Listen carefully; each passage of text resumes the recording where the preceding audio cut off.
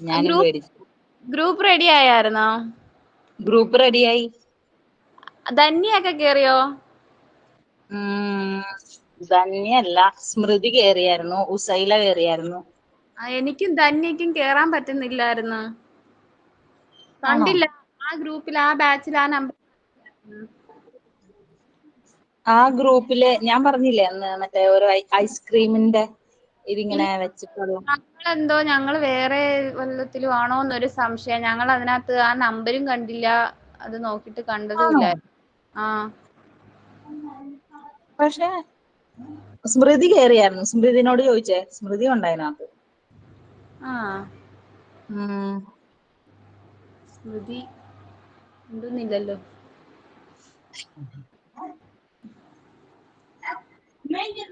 സ്മൃതി കേക്കുന്നുണ്ടോ? ഉണ്ട് ഉണ്ട് ഇവിടെ ഉണ്ട്. ആ, ഉണ്ട്. ആ ബാച്ചിലുണ്ടായിരുന്നോ?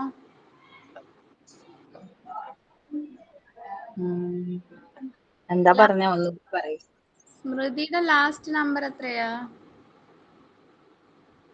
എന്റേത് 396. ഒരു മിനിറ്റ്, ഞാനൊന്ന് നോക്കട്ടെ അതിനകത്തുണ്ടോ. ആ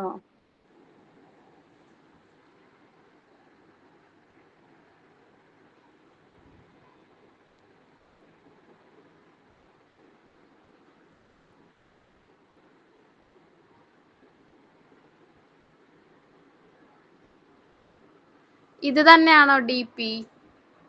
അതെ അതെ അതെ. ഇല്ല കേട്ടോ, അപ്പൊ എനിക്ക് തോന്നുന്നു ഞാനും ധന്യയും വേറെയാണെന്ന് തോന്നുന്നു. ഇതിനകത്തില്ല. അപ്പം വേറെ ഗ്രൂപ്പ് ആയിരിക്കും അതാ. ആ ഞങ്ങളുള്ളതിനകത്ത്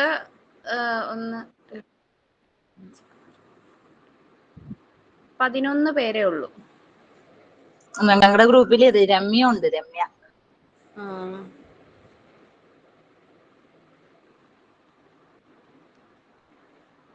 ഇനിയിപ്പ എന്താ ചെയ്യ? നമ്പർ തരാനും പറ്റത്തില്ലല്ലോ ഇങ്ങനെ. അല്ലെ പിന്നെ ആഡ് ചെയ്യായിരുന്നു നമ്പർ തന്നാല്.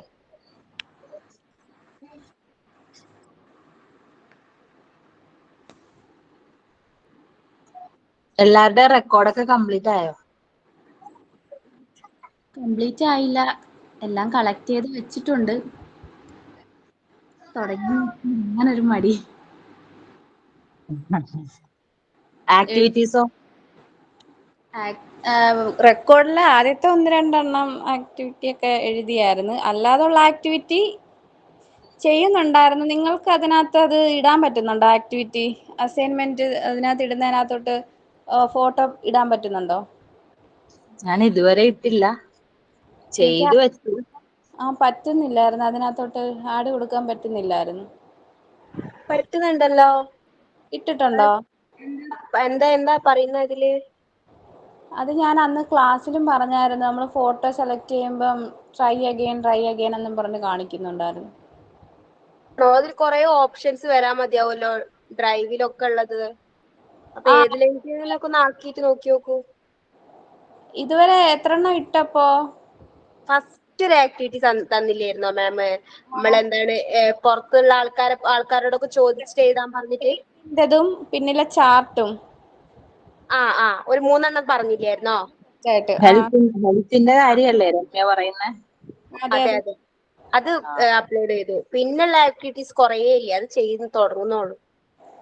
അത് തന്നെ അന്ന് ഞാൻ ഇടാൻ നോക്കിയിട്ട് എനിക്ക് പറ്റുന്നില്ലായിരുന്നു. ഞാനത് പറയുകയും ചെയ്തു മാമിനോട്. ആണല്ലേ? സ്മൃതി ആഡ് ചെയ്തായിരുന്നോ? ആക്ടിവിറ്റീസ് ഞാൻ അപ്ലോഡ് ചെയ്തിട്ടില്ല, കംപ്ലീറ്റ് ചെയ്ത് വെച്ചിട്ടുണ്ട്. 1-2 ചെയ്തിട്ടുള്ളൂ കേട്ടോ, അപ്ലോഡ് ചെയ്തിട്ടില്ല. ഓ ശരി ശരി.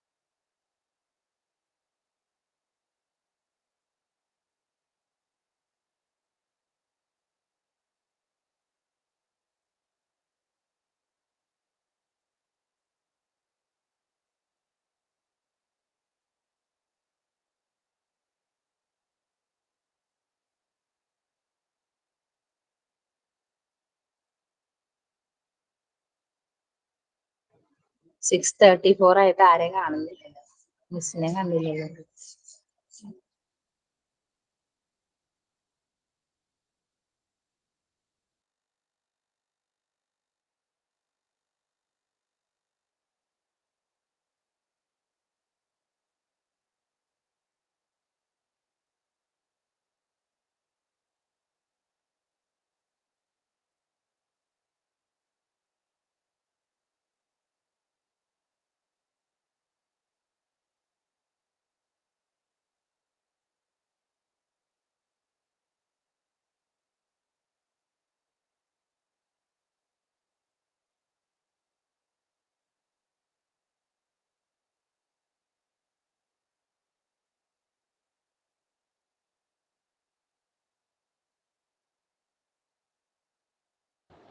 ഇന്നലെ മെനഞ്ഞാന്നും ആരുടെ ആയിരുന്നു ക്ലാസ്?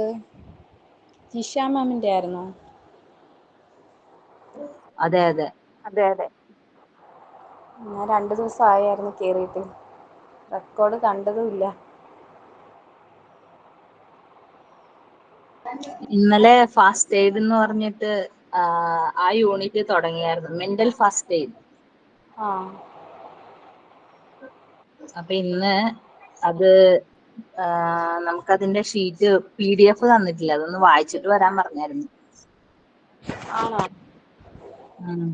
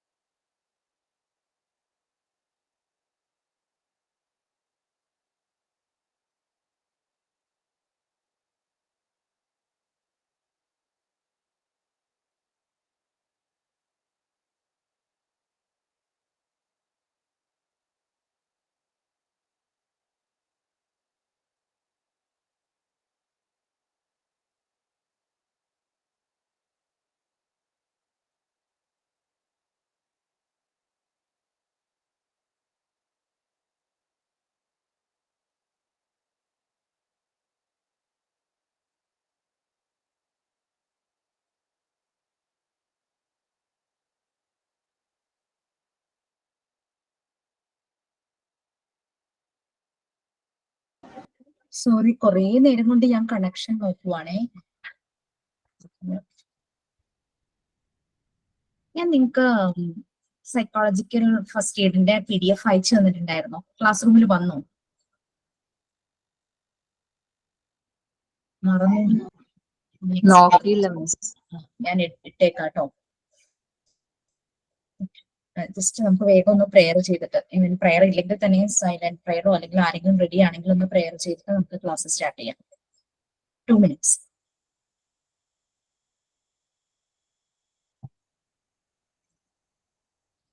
ആരെങ്കിലും ഉണ്ടെങ്കിൽ ചെയ്തോ, അല്ലെങ്കിൽ 2 minutes സൈലന്റ് പ്രെയർ. ഓക്കെ.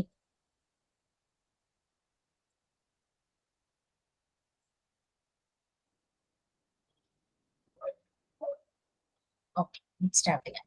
സമയങ്ങളിൽ കളയാൻ. നിങ്ങൾ ആരെങ്കിലും റെക്കോർഡ് എഴുതാൻ തുടങ്ങിയോ? തുടങ്ങിയായിരുന്നു. എന്തെങ്കിലും ബുദ്ധിമുട്ടുണ്ടോ റെക്കോർഡ് എഴുതുന്നതിൽ? ഈ പസിൽസിനകത്ത് നമുക്ക് അത് സെർച്ച് ചെയ്തപ്പോൾ കിട്ടാനൊരു ബുദ്ധിമുട്ടുണ്ടായിരുന്നു. പസിൽസിനകത്ത് നമുക്ക് ബാങ്ക് കോച്ചിങ്ങിന്റെ ടഫായിട്ടുള്ള പസിൽസ് ആണ് കാണിക്കുന്നത്. അല്ലാതെ വേർഡ് പസില് പൊസിഷന്റെ ആയാലും അല്ലാതെ സിമ്പിൾ ആയിട്ടുള്ളതൊന്നും കണ്ടെത്താൻ കഴിഞ്ഞില്ല. കഴിഞ്ഞില്ല. ഓക്കെ. നമുക്ക് മലയാളത്തിൽ തന്നെയുള്ള ചെറിയ ഞാൻ എഴുതിയത് നിങ്ങൾക്ക് പറഞ്ഞു തന്നിട്ടുണ്ടായിരുന്നോ?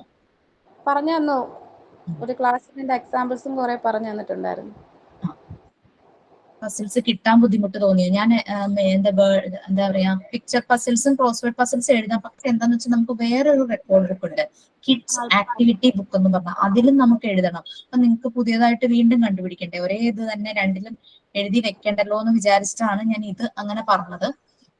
കണ്ടുപിടിക്കാൻ ബുദ്ധിമുട്ടെന്ന് പറഞ്ഞാൽ ഒന്നും കിട്ടുന്നില്ല. ഇല്ല, കുഴപ്പമില്ല.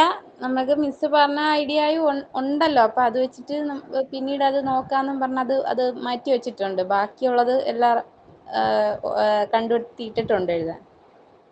പിന്നെ വേർഡ്സ്, നമ്മളുടെ ഫസ്റ്റ് ലെറ്റർ വേർഡ് പസിൽ എന്നും പറഞ്ഞിട്ട് ആക്ടിവിറ്റി പറഞ്ഞത് അത് ചെയ്തോ? തുടങ്ങി ഇസഡ് വരെയുള്ള നമ്മളൊരു വേർഡ് പവർ ഇംപ്രൂവ് ചെയ്യാൻ വേണ്ടിയിട്ട് എല്ലാ ഇസഡ് വരെ എഴുതി കഴിഞ്ഞോ? അത് മിസ്സേ നമുക്ക് ഇഷ്ടമുള്ള ഓരോ വേർഡ് ഓരോ ലെറ്റർ വെച്ച് എഴുതിയാൽ മതി, അങ്ങനെയാണോ അത് ഉദ്ദേശിക്കുന്നത്? മതി. സ്ഥലത്തിന്റെ പേരാകാം, എന്തെങ്കിലും ഒബ്ജക്റ്റിന്റെ പേരാകാം, സീഡ്സിന്റെ പേരാകാം, ഫ്ലവേഴ്സിന്റെ പേരാകാം, അനിമൽസിന്റെ പേരാകാം, ആളുകളുടെ പേരാകാം, കുഴപ്പമൊന്നുമില്ല. അപ്പൊ ഒരു ബാച്ചിൽ ഒരു കുട്ടി ഇങ്ങനെ ഒരു സജഷൻ ചോദിച്ചു, കുട്ടികൾക്ക് പെട്ടെന്ന് മനസ്സിലാകുന്നത് എഴുതട്ടെ എന്ന് ചോദിച്ചു. ഞാൻ പറഞ്ഞു അങ്ങനെ എഴുതാം, പക്ഷെ എല്ലാം അങ്ങനെ ആകരുത്. അപ്പൊ നമ്മുടെ വേർഡ് പവർ കൂടില്ലല്ലോ. നമ്മൾ മിനിമം 25 വേർഡ്സ് ഉണ്ടാക്കണം എന്നല്ലേ നമ്മൾ പറഞ്ഞു. മാം, ഒരു ലെറ്റർ വെച്ച് തന്നെ 25 വേർഡ് വേണം, അതോ മൊത്തത്തിലാണോ? എങ്ങനെയാ? ഒരു എ എന്നുള്ള ലെറ്റർ കൊണ്ട് 25 വേർഡ്സ്, ബി എന്നുള്ള ലെറ്റർ വെച്ചിട്ട് 25 വേർഡ്സ്. ഇസഡ് ഒക്കെ എത്തുമ്പോൾ ചിലപ്പോൾ ഇച്ചിരി ബുദ്ധിമുട്ടുണ്ടാവും കിട്ടാനായിട്ട്. പക്ഷെ എന്നാലും നമ്മൾ ഏതെങ്കിലും റെഫർ ചെയ്യുമല്ലോ ഡിക്ഷണറി ഒക്കെ. അത് ഫസ്റ്റ് ലെറ്റർ വേർഡ് പസിൽ ആയിരുന്നു. എൻഡ് ലെറ്റർ വേർഡ് പസിൽ ചെയ്യിച്ചോ? ഞാൻ സ്മൃതി ഉണ്ടെങ്കിൽ ചോദിക്കാൻ പറഞ്ഞു. ചോദിച്ചെന്താ? എൻഡ് ലെറ്റർ എന്ന് പറഞ്ഞു കഴിഞ്ഞാൽ അത് രണ്ട് പേര് തമ്മിൽ പെയർ ആയിട്ട് ചെയ്യുന്ന ഒരു ആക്ടിവിറ്റിയാണ്. നമ്മൾ വീട്ടിൽ ട്രൈ ചെയ്യാം, സ്കൂളിൽ ചെല്ലുമ്പോൾ കുട്ടികളുമായിട്ട് ട്രൈ ചെയ്യാം, കുട്ടികളെ തമ്മിൽ ഗ്രൂപ്പ് ആക്ടിവിറ്റി കൊടുക്കാം, 3-4 പേര് ഒരുമിച്ച് ഇരുന്നിട്ട് ചെയ്യാം. അതായത് ഇപ്പൊ നമ്മൾ ഇരിക്കുവാണെങ്കിൽ ഞാനിപ്പോ ഒരു വേർഡ് പറയുന്നു, ഞാനിപ്പം എന്താ പറയാ എഗ് എന്ന് പറയുന്നു. എഗിന്റെ ലാസ്റ്റ് ലെറ്റർ ജി അല്ലേ? ഇപ്പൊ ജി കൊണ്ട് അലീന അടുത്ത വേർഡ് സ്റ്റാർട്ട് ചെയ്യണം. അലീന പറയുന്നതിന്റെ ലാസ്റ്റ് ലെറ്റർ വെച്ചിട്ട് എം എ സ്റ്റാർട്ട് ചെയ്യണം. അങ്ങനെ നമ്മളൊരു ഗ്രൂപ്പ് ആക്ടിവിറ്റി ആയിട്ട് ഒരു ഗെയിം പോലെ ചെയ്യുവാണെങ്കിൽ നിങ്ങൾക്ക് വീട്ടിലെ കുട്ടികളുമായിട്ട് ചെയ്യാം, എൽഡേഴ്സുമായിട്ട് ചെയ്യാം. അപ്പം അതൊരു കുട്ടികൾക്ക് വെക്കേഷനിൽ എല്ലാവരും ഈ മൊബൈലും അതും ഇതും ഒക്കെ നോക്കിയിരിക്കുന്നത് കുറയ്ക്കാനായിട്ട് പറ്റും. കുറെയൊക്കെ അവരങ്ങനെ കളികളിൽ ഈ എന്താ പറയാ ലിംഗ്വിസ്റ്റിക് പ്രോബ്ലം ഉള്ള ചില കുട്ടികൾ നമ്മളുടെ അടുത്ത് വരും സ്കൂളുകളിൽ. അപ്പൊ അവർക്ക് പഠിക്കാൻ വലിയ ഇൻട്രസ്റ്റ് ഒന്നും അവർ കാണിക്കില്ല. അവർ കൂടുതലും കളികളായിരിക്കും അവർക്ക് ഇഷ്ടം. അപ്പൊ നമ്മുടെ മോണ്ടിസോറി മെത്തേഡ് തന്നെ അത് തന്നെയാണ്. അവരെ ആക്ടിവിറ്റിയിലൂടെ അവരെല്ലാം ലേൺ ചെയ്യുക, പഠിച്ചുകൊണ്ടിരിക്കുക. അപ്പൊ ഇങ്ങനെയുള്ളതൊക്കെ കൊടുക്കുമ്പോൾ അവർക്ക് കുറച്ചു നേരമെങ്കിലും അവർ ഇൻട്രസ്റ്റ് കാണിക്കും. അപ്പൊ എൻ ലെറ്റർ വേർഡ് പസിൽ വീട്ടിൽ തന്നെ പ്രാക്ടീസ് ചെയ്യാം കേട്ടോ.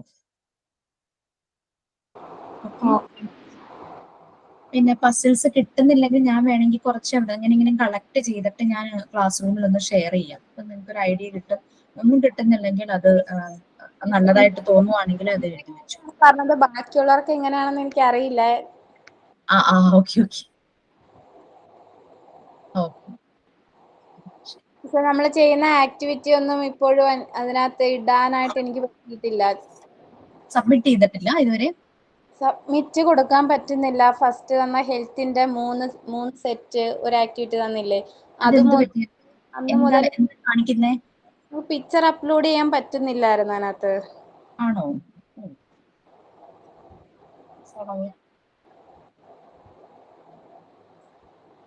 അപ്ലോഡ് ചെയ്യാൻ നോക്കുമ്പോൾ എന്തെങ്കിലും നോട്ടിഫിക്കേഷൻ വരുന്നുണ്ടോ? അതിൽ തന്നെ എന്തോ എററാ കാണിക്കുന്നത്. ട്രൈ അഗൈൻ എന്നും പറഞ്ഞിട്ട് എന്തോ ഒരു കാണിക്കുമായിരുന്നു. ഇനി അങ്ങനെ ഡേറ്റ് വല്ലതും സാർ വെച്ചിട്ടുണ്ടായിരുന്നോ? ഇല്ല, അതിനൊന്നും ഡ്യൂ ഡേറ്റ് ഇല്ലായിരുന്നു. പക്ഷെ അന്ന് ഇതേപോലെ സംസാരിച്ചപ്പോൾ അത് ചേഞ്ച് ചെയ്യാം എന്തോ ഡേറ്റ് എക്സ്റ്റെൻഡ് ചെയ്യാനെന്ന് എന്തോ എന്നാ സാറ് ലൈനിൽ വന്നിട്ട് പറഞ്ഞായിരുന്നു. ആണോ? ഓ, ശരി ശരി.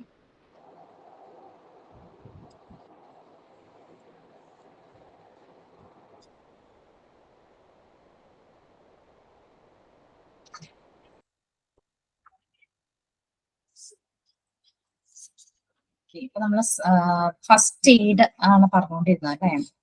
ഫസ്റ്റ് എയ്ഡ് നമ്മൾ ഫിസിക്കൽ ആയിട്ടുള്ള ഫസ്റ്റ് എയ്ഡ് പറഞ്ഞു, മെന്റൽ ഫസ്റ്റ് എയ്ഡ്. അതിന്റെ ഡേറ്റ PDF ഞാൻ ഷെയർ ചെയ്ത് തരാം. അത് മുഴുവനും കോപ്പി ചെയ്യേണ്ട, അതിൽ നിന്ന് നമുക്ക് ആവശ്യമുള്ള കുറച്ച് കാര്യങ്ങൾ മാത്രം കോപ്പി ചെയ്താൽ മതി.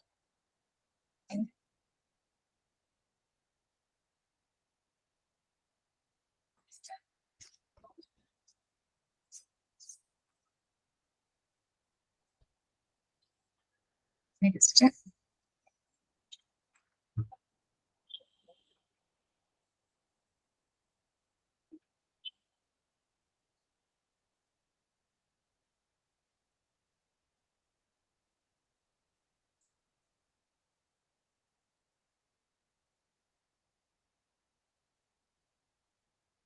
ഇതിൽ കുറെ കാര്യങ്ങൾ നമ്മൾ പറഞ്ഞിരുന്നു അല്ലെ? അങ്ങനെ വരുന്ന ആളുകളെ നമ്മൾ എങ്ങനെ ശ്രദ്ധിക്കണം, നമ്മൾ ചെയ്യേണ്ടതും ചെയ്യേണ്ടാത്തതുമായ കാര്യങ്ങൾ. നമ്മൾ നല്ല എംപത്തറ്റിക് ആയിരിക്കണം, സിമ്പത്തിയേക്കാളും അവർക്ക് കൂടുതൽ എംപത്തി കൊടുക്കണം എന്ന് പറഞ്ഞു. പിന്നെ സൈക്കോളജിക്കൽ ഫസ്റ്റ് എയ്ഡിൽ 7 തീംസ് ഉണ്ട്. നമ്മൾ കെയറും സപ്പോർട്ടും പ്രൊവൈഡ് ചെയ്യുക, അവരുടെ നീഡ്സ്, അവരുടെ കൺസേൺസ് അതെല്ലാം ശ്രദ്ധിക്കുക. പിന്നെ അവർക്ക് ബേസിക് നീഡ്സ് എന്തെങ്കിലും വേണമെങ്കിൽ അത് കൊടുക്കാനുള്ള ഹെൽപ്പ് അത് പ്രൊവൈഡ് ചെയ്യാം. ഭക്ഷണം, വെള്ളം, അങ്ങനെയുള്ള ക്ലോത്ത്സ്, അങ്ങനെയുള്ള കാര്യങ്ങളെല്ലാം അത് പ്രൊവൈഡ് ചെയ്യാന്ന് പറഞ്ഞാൽ നമ്മൾ നമ്മളുടെ കയ്യിൽ നിന്നെടുത്ത് അങ്ങനെയല്ല, അതിനു വേണ്ടി അവരെ ഹെൽപ്പ് ചെയ്യുന്ന ഏതെങ്കിലും ഓർഗനൈസേഷനുമായിട്ട് കണക്ട് ചെയ്യാം. പിന്നെ അവർക്ക് എന്തിനെ കുറിച്ച് ഒരു ഇൻഫർമേഷൻ അറിയണമെങ്കിൽ ആ ഇൻഫർമേഷൻ കൊടുക്കുക. പിന്നെ അവരെ കേൾക്കുക, പക്ഷെ ഒരിക്കലും അവരെ പ്രഷറൈസ് ചെയ്യരുത് സംസാരിക്കാനായിട്ട്. കംഫർട്ട് ചെയ്യുക, അവർക്ക് അവർ നമ്മളോട് സംസാരിക്കുമ്പോൾ അവർ കംഫർട്ടബിൾ ഫീൽ ചെയ്യണം. പിന്നെ അവരെ എന്തെങ്കിലും ഇൻഫർമേഷൻസ് ഉണ്ടെങ്കിൽ അതുമായിട്ട് കണക്ട് ചെയ്ത് അതിന് വേണ്ടുന്ന സർവീസസും സോഷ്യൽ സപ്പോർട്ടും എല്ലാം പ്രൊവൈഡ് ചെയ്യും. പിന്നെ കൂടുതൽ അവർ ഹാം ആവുന്നതിൽ നിന്നും, ഓൾറെഡി അവർ ഹാം ആയി മെന്റലി ഡൗൺ ആയിട്ടായിരിക്കും നമ്മുടെ മുമ്പിൽ വരുന്നത്. അപ്പൊ കൂടുതൽ അവർ ഹാം ആവുന്നതിൽ നിന്നും അവരെ പ്രൊട്ടക്ട് ചെയ്യുക. ഇനി 7 തീംസ് ഉണ്ട്. ഇതെല്ലാം വരുന്ന കാര്യങ്ങൾ അടുത്ത ക്ലാസ്സിൽ നിങ്ങൾക്ക് ഷെയർ ചെയ്യാം കേട്ടോ. പിന്നെ 3 ഹെൽപ്ഫുൾ ഫാക്ടേഴ്സ് ഉണ്ട് അവരുടെ ലോങ് ടേം റിക്കവറിക്ക്. 3 ഫാക്ടേഴ്സ് ആണ് വരുന്നത്. അവർക്ക് സേഫ് ആയിട്ട് ഫീൽ വരണം, കാം ആയിരിക്കണം, അവരെ ആവശ്യമുള്ള ആൾക്കാരുമായിട്ട് കണക്ട് ചെയ്യണം, അവർക്ക് അവരെ തന്നെ ഹെൽപ്പ് ചെയ്യണം. അല്ലെങ്കിൽ അവര് സ്വയം അവർക്കൊരു ബോധം ഉണ്ടാവും എന്നെ ഒന്നിനും കൊള്ളില്ല. അപ്പൊ ആ ഒരു ഫീല് മാറ്റി അവരെ തന്നെ അവരെ ഹെൽപ്പ് ചെയ്യുന്ന രീതിയിൽ ആക്കി മാറ്റണം. പിന്നെ അവർക്ക് വേണ്ടുന്ന സപ്പോർട്ട് അത് പ്രൊവൈഡ് ചെയ്യും. ഇതൊക്കെയായിരുന്നു അതിന്റെ 3 ഫാക്ടേഴ്സും 7 തീംസും നമ്മൾ ആദ്യം പറഞ്ഞു. പിന്നെ നമ്മൾ ചെയ്യേണ്ടതും ചെയ്യേണ്ടാത്ത കാര്യം പറഞ്ഞു. പിന്നെ ഏതൊക്കെ ഏരിയയിലുള്ള ആൾക്കാർക്കാണ് ഈ ഒരു സൈക്കോളജിക്കൽ ഫസ്റ്റ് എയ്ഡ് പ്രൊവൈഡ് ചെയ്യേണ്ടത്, എപ്പോഴാണ്, എങ്ങനെയുള്ള സിറ്റുവേഷനിലാണ് ഇത് പ്രൊവൈഡ് ചെയ്യേണ്ടത്. ഇപ്പം ഈ ഇന്നത്തെ SLC റിസൾട്ട് വന്നു. റിസൾട്ട് വരുന്നതിന് മുമ്പ് കുട്ടികൾ ഭയങ്കര സ്ട്രെസ് ആയിരിക്കും. അവർക്ക് ആ സമയത്തൊരു മെന്റൽ സപ്പോർട്ട് ആവശ്യമാണ്. അപ്പൊ നമ്മൾ അറിയാതെ നമ്മളുടെ കൂടെയുള്ള അങ്ങനെ കുട്ടികളൊക്കെ വരുമ്പോൾ നമ്മൾ അവരെ ഭയങ്കരമായിട്ട് കംഫർട്ട് ചെയ്യാറുണ്ട്. അത് തന്നെയാണ് PFA എന്ന് പറയുന്നത്, സൈക്കോളജിക്കൽ ഫസ്റ്റ് എയ്ഡ്.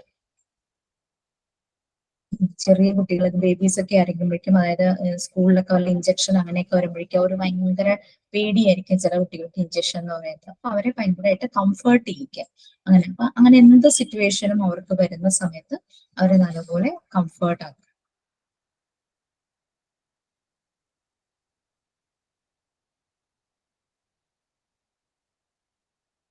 പിന്നെ നമ്മൾ ചെയ്യേണ്ട കാര്യങ്ങളും ചെയ്യേണ്ടാത്തതൊക്കെല്ലാം പറഞ്ഞു. നമ്മളെ ഭയങ്കര ഹൈലൈറ്റ് ചെയ്ത് ഞാൻ ഇങ്ങനത്തെ പ്രശ്നങ്ങൾ വന്നാൽ ഞാൻ ഇങ്ങനെ ചെയ്യും അങ്ങനെ ഒരിക്കലും പറയരുത്. പിന്നെ അവരെ ജഡ്ജ് ചെയ്ത് ഇതൊക്കെയാണോ പ്രശ്നം, ഇങ്ങനെയല്ലേ, അങ്ങനെ രീതിയിൽ നമ്മൾ പറയരുത്. അവരെ കൊണ്ട് തന്നെ ഒരു സൊല്യൂഷൻ ഉണ്ടാക്കിക്കുക. ഇങ്ങനെ വന്നാൽ ഞാൻ എന്ത് ചെയ്യണം എന്ന് അവരെ കൊണ്ട് തന്നെ ചിന്തിപ്പിക്കുന്ന രീതിയിൽ അവരെ കൊണ്ട് തന്നെ സോർട്ട് ഔട്ട് ചെയ്ത് സൊല്യൂഷൻ ഉണ്ടാക്കിക്കുക. ചില കാര്യങ്ങൾ നമുക്ക് ചിലപ്പോൾ സജഷൻ കൊടുക്കേണ്ടതായിട്ട് ചില സിറ്റുവേഷൻ വരും. അത് നിങ്ങൾക്കത് ഹാൻഡിൽ ചെയ്യുമ്പോൾ, അങ്ങനെയുള്ള ആളുകളെ ഹാൻഡിൽ ചെയ്യുമ്പോൾ മനസ്സിലാവും. പിന്നെ അവർക്ക് മനസ്സിലാകുന്ന ലാംഗ്വേജിൽ, മനസ്സിലാവുന്ന രീതിയിൽ സംസാരിക്കുക. ഭയങ്കര സ്റ്റൈലിഷ് ആയിട്ടും ഈ ടെക്നിക്കൽ ടേംസും ഒന്നും യൂസ് ചെയ്യാതെ നല്ല രീതിയിൽ തന്നെ. പിന്നെ നമ്മളുടെ ഡ്രസ് കോഡ് അത് വളരെ ഇമ്പോർട്ടന്റ് ആണ്. വളരെ സിമ്പിൾ ആയിരിക്കണം ഡ്രസ് കോഡ് എന്ന് പറയുന്നത്. പിന്നെ ഈ നമ്മുടെ മുമ്പിൽ വരുന്ന ആളുകളുടെ അതേ ഒരു ലാംഗ്വേജിൽ തന്നെ അവരെ ഗ്രീറ്റ് ചെയ്യാനായിട്ട് നമുക്ക് പറ്റണം.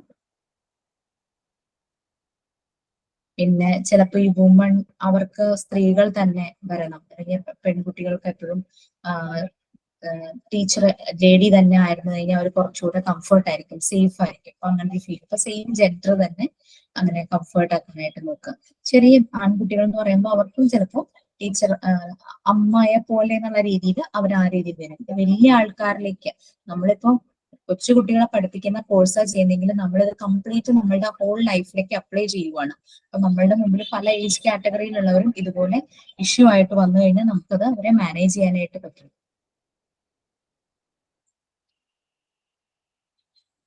ഫിസിക്കൽ കോണ്ടാക്ട് അത് പാടില്ല എന്നാണ് ശരിക്കും പറയുന്നത്.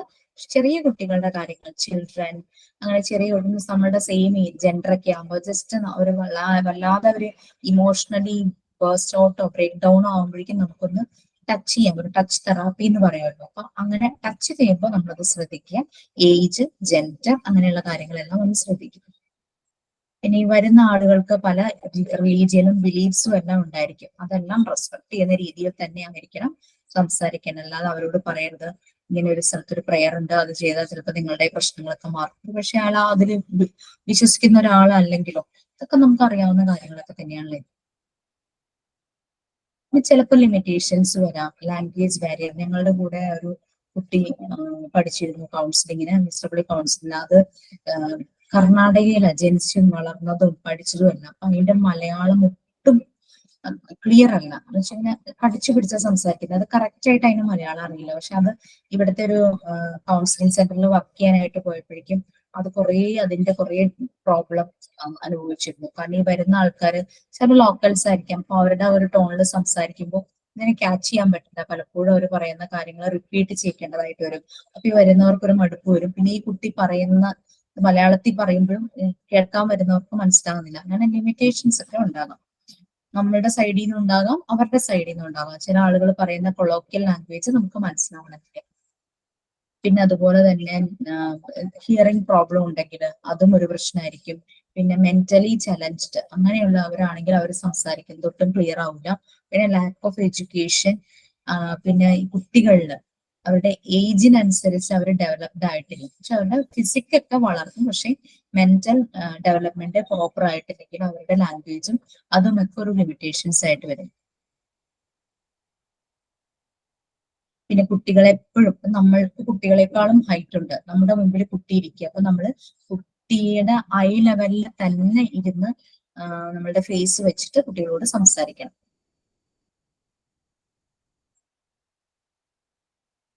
പിന്നെ ഈ കുട്ടിയുടെ ഡിപ്പെൻഡൻസ് ഉണ്ടാവും. ഈ ചില കുട്ടികൾ ഈ പഠിക്കാൻ ചില പ്രശ്നങ്ങളൊക്കെ വരുന്ന കുട്ടികൾ എൻ്റെ അടുത്ത് വരാറുണ്ട്. പാരന്റ്സ് കൊണ്ടുവരും. അപ്പൊ നമ്മൾ കുട്ടികളുമായിട്ട് പാരന്റിന്റെ അടുത്ത് നമ്മളൊരു സെഷൻ ചെയ്യും. സെഷൻ ചെയ്ത് കഴിഞ്ഞിട്ട് കുട്ടികളുടെ അടുത്ത് നമ്മൾ സെഷൻ ചെയ്യും. അത് കഴിഞ്ഞിട്ട് രണ്ടുപേരെയും കൂടി ഇരുത്തിയിട്ട് നമ്മൾ സെഷൻ ചെയ്യും. സെഷൻ ചെയ്യിക്കുന്ന സമയത്ത് ഒരിക്കലും നമ്മൾ അവരെ ബ്ലെയിം ചെയ്യുന്ന രീതിയിൽ നമ്മൾ സംസാരിക്കരുത്. ഇപ്പം കുട്ടിയോട് പറയും ഇങ്ങനെയൊക്കെ ആക്ടിവിറ്റീസേ കൊടുക്കുള്ളൂ. കാരണം അവർക്ക് എപ്പോഴും ഗെയിംസും ഇങ്ങനെ അവർ ഹൈപ്പർ ആക്റ്റീവ് ആയിട്ടുള്ള കുട്ടികൾ എന്ന് പറഞ്ഞാൽ അവർക്ക് എപ്പോഴും എന്തെങ്കിലും ചെയ്തുകൊണ്ടിരിക്കണം. അപ്പം അമ്മയുടെ പരാതി കുട്ടി എഴുതുന്നില്ല, പഠിക്കുന്നില്ല, അങ്ങനത്തെ കാര്യങ്ങൾ പറയുന്നത് ശ്രദ്ധിക്കുന്നില്ല, അറ്റൻഷൻ സ്പാൻ കുറവ്, അങ്ങനെയൊക്കെ ആയിരിക്കും അമ്മ പറയുന്നത്. അപ്പൊ അങ്ങനെ ആക്ടിവിറ്റി കൊടുക്കുമ്പോൾ കുട്ടീനെ അമ്മയും കൂടി ആയിട്ട്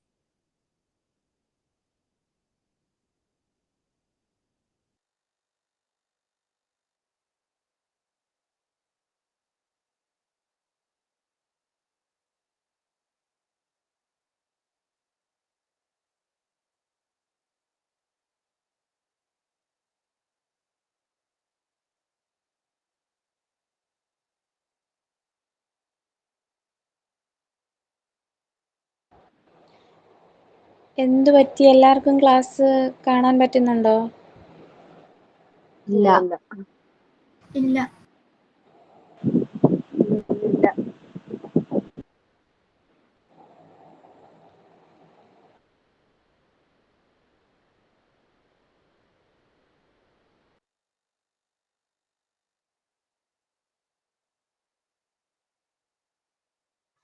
എന്തോ റേഞ്ച് ഇഷ്യൂ ആണെന്ന് തോന്നുന്നു.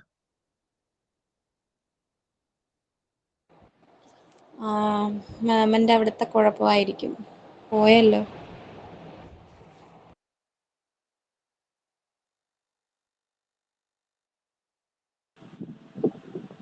എന്തോ കണക്ഷൻ ഇഷ്യൂ സംഭവിച്ചു, എന്താണെന്നറിയില്ല. ഓക്കെ, അപ്പൊ അതൊരു ഞാൻ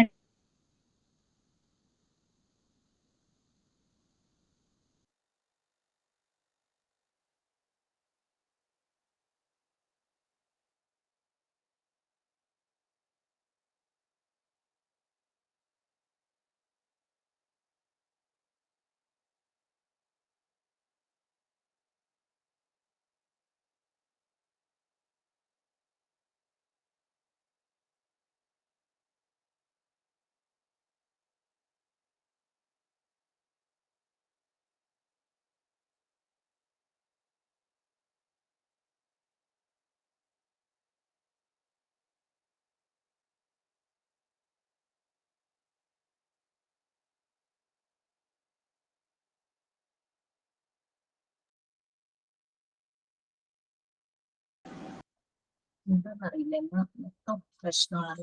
മഴയുടെ പ്രശ്നമുണ്ട്, കറണ്ട് പോകുന്നു. അപ്പൊ ഇങ്ങനെയുള്ള ആക്ടിവിറ്റീസ് നമുക്ക് ചെയ്യാൻ പറ്റും. നിങ്ങൾക്ക് ക്രിയേറ്റ് ചെയ്യാം പലതും. അതുകൊണ്ടാണ് നമ്മൾ റെക്കോർഡില് പല ആക്ടിവിറ്റീസും നമ്മൾ ചെയ്യിക്കുന്നതും, പിന്നെ അത് കൂടാതെ ക്ലാസ് റൂമിൽ കുറെ ആക്ടിവിറ്റീസ് ചെയ്യുന്നു. നമ്മളുടെ ക്രിയേറ്റിവിറ്റി കുറച്ച് ഇമ്പ്രൂവ് ചെയ്യും.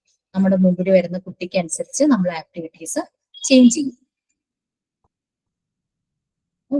നമ്മളുടെ മുമ്പിൽ വരുന്ന കുട്ടിയെ മാനേജ് ചെയ്യാൻ നമ്മൾ റെഡി ആവുമ്പോൾ നമ്മൾ ശ്രദ്ധിക്കേണ്ട കാര്യങ്ങൾ എന്തൊക്കെയാണെന്ന് വെച്ചാൽ 3 പ്രിൻസിപ്പിൾസ് നമ്മൾ ശ്രദ്ധിക്കണം. ലുക്ക് നല്ലപോലെ ശ്രദ്ധിക്കണം. വരുന്ന ആളുടെ രീതികള്, സിറ്റുവേഷൻസ്, അങ്ങനെ കാര്യങ്ങളെല്ലാം ശ്രദ്ധിക്കണം. അവരുടെ സേഫ്റ്റി, അവരുടെ ബേസിക് നീഡ്സ് നമ്മൾ ഓൾറെഡി പറഞ്ഞു. പിന്നെ എന്താണ് ഇഷ്യൂസ് എന്നുള്ളത് ശ്രദ്ധിക്കണം. പിന്നെ ലിസൺ, അവരെ കേൾക്കണം. എങ്ങനെ കേൾക്കണം എന്ന് പറഞ്ഞാൽ കേട്ടുകൊണ്ട് കേൾക്കണം. ആക്റ്റീവ് ലിസണിങ്, അല്ലെ, ഹിയറിംഗ് അല്ല, വെറുതെ കേട്ട് പുറത്തേക്ക് പോകലല്ല, ലിസണിങ് ആണ്, ആക്റ്റീവ് ലിസണിങ് ആണ്. കണ്ണും കാതും നമ്മുടെ മനസ്സും തുറന്നു വെച്ച് കേൾക്കണം എന്ന് പറയില്ലേ. കംഫർട്ടബിൾ ആക്കണം. വെള്ളം വേണമെങ്കിൽ വെള്ളം കൊടുക്കണം. അവരൊരു സേഫ് പ്ലേസിലേക്ക്, വളരെ കോൺഫിഡൻഷ്യൽ ആണ്, പറയുന്നത് ആരും കേൾക്കില്ല, പുറത്തുനിന്നുള്ള ഡിസ്റ്റർബൻസ് അകത്തേക്ക് വരില്ല, അങ്ങനെയൊക്കെ തോന്നുന്ന ഒരു സേഫ് പ്ലേസിൽ തന്നെ ഇരുത്തി സംസാരിക്കണം. ഒരു പ്രൈവസി അവർക്ക് ഫീൽ ചെയ്യണം. അങ്ങനെ കാമായിട്ട് അവരെ കേൾക്കണം, അവരെ ഫോഴ്സ് ചെയ്യരുത്. അതൊക്കെ നമ്മൾ ഓൾറെഡി പറഞ്ഞതാണ്. പിന്നെ ലിങ്ക്, ഈ PFAയുടെ മേജർ പാർട്ടാണ് ലിങ്ക് എന്നുള്ളത്. ആ ആളുകൾക്ക് ആവശ്യം എന്താണോ അതെല്ലാം മനസ്സിലാക്കിയിട്ട് അത് കണക്ട് ചെയ്യുക. ഈ 3 പ്രിൻസിപ്പിൾസ് ആണ് നമ്മൾ ഈ ഒരു പ്രോസസ് PFA എന്നുള്ള കാര്യം നമ്മൾ ചെയ്യുമ്പോൾ നമ്മൾ ചെയ്യേണ്ട 3 പ്രോസസ്സാണ്. Look, listen, link. കണക്ട് ചെയ്യുക. അവർക്ക് എന്താണോ സർവീസസ് ആവശ്യം അതിലേക്ക് കണക്ട് ചെയ്യുക. ഈ PDF അയച്ചു തരാം. ഈ കാര്യങ്ങളൊക്കെ ഓർമ്മയുണ്ടെങ്കിൽ നിങ്ങൾക്കത് വായിക്കുമ്പോൾ മനസ്സിലാവും. അതിന് ആവശ്യമുള്ളത് മാത്രം എടുക്കുക. ബാക്കി കുറെ കാര്യങ്ങളുണ്ട്, അതൊന്നും വേണ്ടി വരില്ല. പിന്നെ PFA ആവശ്യമുള്ളത് ചിൽഡ്രൻ, യങ് ചിൽഡ്രൻ, ഏതൊരു ഏജ് കാറ്റഗറിക്കും സൈക്കോളജിക്കൽ ഫസ്റ്റ് എയ്ഡ്, അവർക്ക് ആ സപ്പോർട്ട് ആവശ്യം വരും. ഓക്കെ,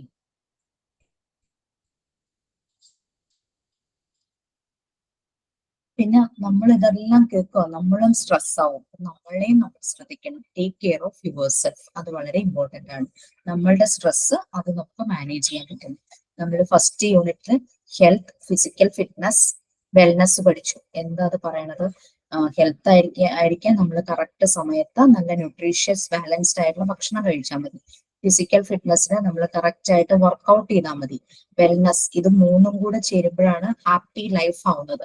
വെൽനസ് എന്ന് പറഞ്ഞു കഴിഞ്ഞാൽ നമ്മൾ ജീവിക്കുന്ന, അല്ലെങ്കിൽ നമ്മൾ വർക്ക് ചെയ്യുന്ന, നമ്മൾ പഠിക്കുന്ന സറൗണ്ടിങ്സ് നമ്മളെ ഹാപ്പി ആക്കുന്ന രീതിയിൽ കംഫർട്ടബിൾ ആയിരിക്കുന്നതായിരിക്കും.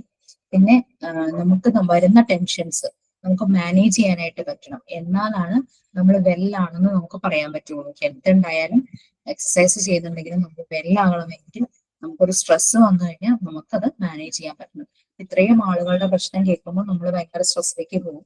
അത് മാനേജ് ചെയ്യാനായിട്ട് നമുക്ക് പറ്റും. ടൈമിൽ തന്നെ നമ്മൾ സമയമെടുത്ത് വെള്ളം കുടിക്കുക, ഭക്ഷണം കഴിക്കുക, റിലാക്സ് ചെയ്യുക, അതെല്ലാം ചെറിയ ഷോർട്ട് പീരീഡ് ടൈം എടുത്ത് നമുക്ക് ചെയ്യാവുന്നതാണ്. ഇങ്ങനെയുള്ള കാര്യങ്ങൾ ഓൾമോസ്റ്റ് മനസ്സിലായല്ലോ. ഇത്രയൊക്കെ നമുക്ക് മതി. ഇതിനകത്ത് നമ്മൾ ഇതിനകത്ത് ശ്രദ്ധിക്കേണ്ടത് PFAയുടെ നിങ്ങളൊന്ന് നോട്ട് ചെയ്ത് വെച്ചോ. കാരണം PDF എടുക്കുമ്പോൾ എന്തെല്ലാം അതിൽ നിന്ന് എടുക്കണം എന്നുള്ളത് മനസ്സിലാവും. PFAയുടെ 7 themes, main 3 factors, 3 പ്രിൻസിപ്പിൾസ്, പിന്നെ എങ്ങനെയുള്ള ആളുകൾക്ക് PFA കൊടുക്കണം, PFA കൊടുക്കുന്ന സമയത്ത് നമ്മൾ എന്തെല്ലാം ശ്രദ്ധിക്കണം, നമ്മളുടെ സ്ട്രെസ് നമുക്ക് മാനേജ് ചെയ്യാൻ പറ്റണം, അങ്ങനെയുള്ള കാര്യങ്ങളെല്ലാമാണ്. ഡൗട്ട് ഉണ്ടെങ്കിൽ PDF കിട്ടിയിട്ട് ഡൗട്ട് ഉണ്ടെങ്കിൽ എന്നോട് ചോദിക്കാം, ഞാനൊന്ന് പറഞ്ഞുതരാം. അപ്പൊ മെയിൻ ആയിട്ട് PFAയുടെ തീംസ് 7 തീംസ് ഉണ്ട്, 3 ഫാക്ടേഴ്സ് ഉണ്ട്, പിന്നെ 3 പ്രിൻസിപ്പിൾസ് ഉണ്ട്. ഇത് 3മാണ് ഇതിനകത്ത്, ഈ 3 കാര്യങ്ങൾ ഇതിനകത്ത് ഇമ്പോർട്ടന്റ് ആണ്. പിന്നെ ഓരോരുത്തർക്കും നമ്മൾ കൊടുക്കുമ്പോൾ നമ്മൾ ചെയ്യേണ്ട കാര്യങ്ങളും ചെയ്യേണ്ടാത്ത കാര്യങ്ങളും, പിന്നെ കുട്ടികളാണെങ്കിൽ എങ്ങനെ ശ്രദ്ധിക്കണം, വലിയ ആൾക്കാരാണെങ്കിൽ എങ്ങനെ ശ്രദ്ധിക്കണം, ഏജും ജെൻഡറും അനുസരിച്ച് എങ്ങനെയൊക്കെ ശ്രദ്ധിക്കണം, കുറെ പോയിന്റ്സ് ഉണ്ട്. ഏകദേശം 28 പേജോളം ഉണ്ട്. പക്ഷെ അത്രയൊന്നും ഇല്ല, ഒന്ന് വായിച്ചാൽ ക്ലാസ് കേട്ടിട്ട് ഒന്ന് വായിക്കുമ്പോൾ മനസ്സിലാവും ഏതൊക്കെ പാർട്ട് വേണമെന്നുള്ളത്. ഓക്കെ, നമുക്ക് ആ ഒരു ലെസൺ തീരുവാണ്. അതായത് നമ്മളുടെ ഏതായിരുന്നു 5ാമത്തെ ലെസൺ ആയിരുന്നു പാർട്ട് 1 മോഡ്യൂൾ 1 പാർട്ട് 1 5ാമത്തെ ലെസൺ ആയിരുന്നു ഫസ്റ്റ് എയ്ഡ് മെന്റൽ. ഓക്കെ, നമ്മൾ ഫിസിക്കൽ ഫസ്റ്റ് എയ്ഡും പറഞ്ഞു, സൈക്കോളജിക്കൽ ഫസ്റ്റ് എയ്ഡും പറഞ്ഞു. Next one health and hygiene ആണ്.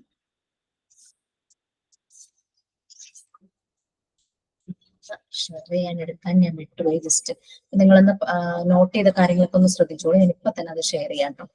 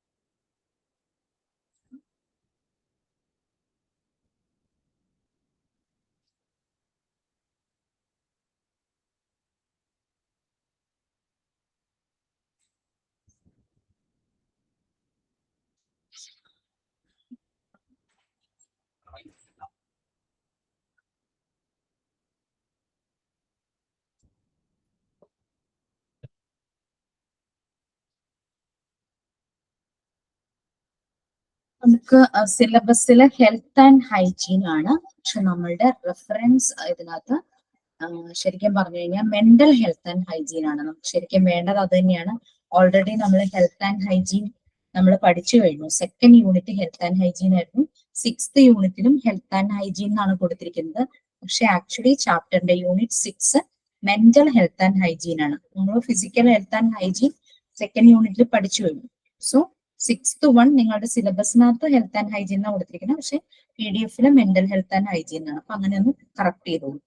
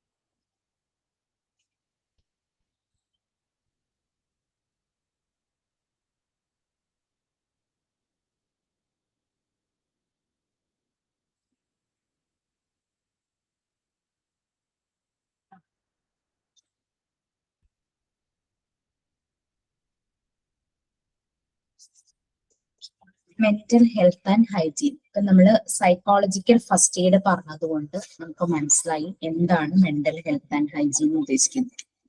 നമുക്ക് ഫിസിക്കൽ ഹെൽത്ത് ആൻഡ് ഹൈജീൻ എന്താന്ന് നമുക്കറിയാം. നമ്മൾ ഹെൽത്തി ആയിട്ടിരിക്കണമെങ്കിൽ നമ്മൾ ചെയ്യേണ്ട കാര്യങ്ങൾ എന്താന്ന് പഠിച്ചു. ഹൈജീൻ ആയിരിക്കണം, ഭക്ഷണം കഴിക്കുന്നതിന് മുമ്പും ശീലിക്കേണ്ട കാര്യങ്ങൾ. പിന്നെ നമ്മുടെ ടീത്ത് ഹൈജീൻ എങ്ങനെ വേണം, നമ്മുടെ ബോഡി പേഴ്സണൽ ഹൈജീൻ എങ്ങനെ വേണം, വൃത്തിയുള്ള വസ്ത്രങ്ങൾ ധരിക്കണം, നമ്മുടെ ക്ലൈമറ്റിനനുസരിച്ചുള്ള വസ്ത്രങ്ങൾ വേണം, അലക്കി വൃത്തിയാക്കിയത് വേണം, അങ്ങനെയെല്ലാം നമുക്ക് അറിയാം അല്ലെ. പക്ഷെ എന്താണ് mental health and mental hygiene? നമ്മൾ മെന്റൽ ഹെൽത്തിന് വേണ്ടിയിട്ട് നമുക്ക് സ്ട്രെസ് മാനേജ് ചെയ്യാനായിട്ട് പറ്റണം, നമുക്ക് മെഡിറ്റേഷൻ ചെയ്യാം, നമ്മുടെ മൈൻഡ് ഒന്ന് ഫ്രീ ആകാൻ വേണ്ടിയിട്ട്, പിന്നെ കൂൾ ആകാൻ വേണ്ടിയിട്ട് പല പാട്ട് കേൾക്കാം, യാത്രകൾ ചെയ്യാം, അങ്ങനെ പല രീതിയിൽ നമുക്ക് മെന്റൽ ഹെൽത്ത് നോക്കാം. ഹൈജീൻ എന്താണ്? എന്താ mental hygiene?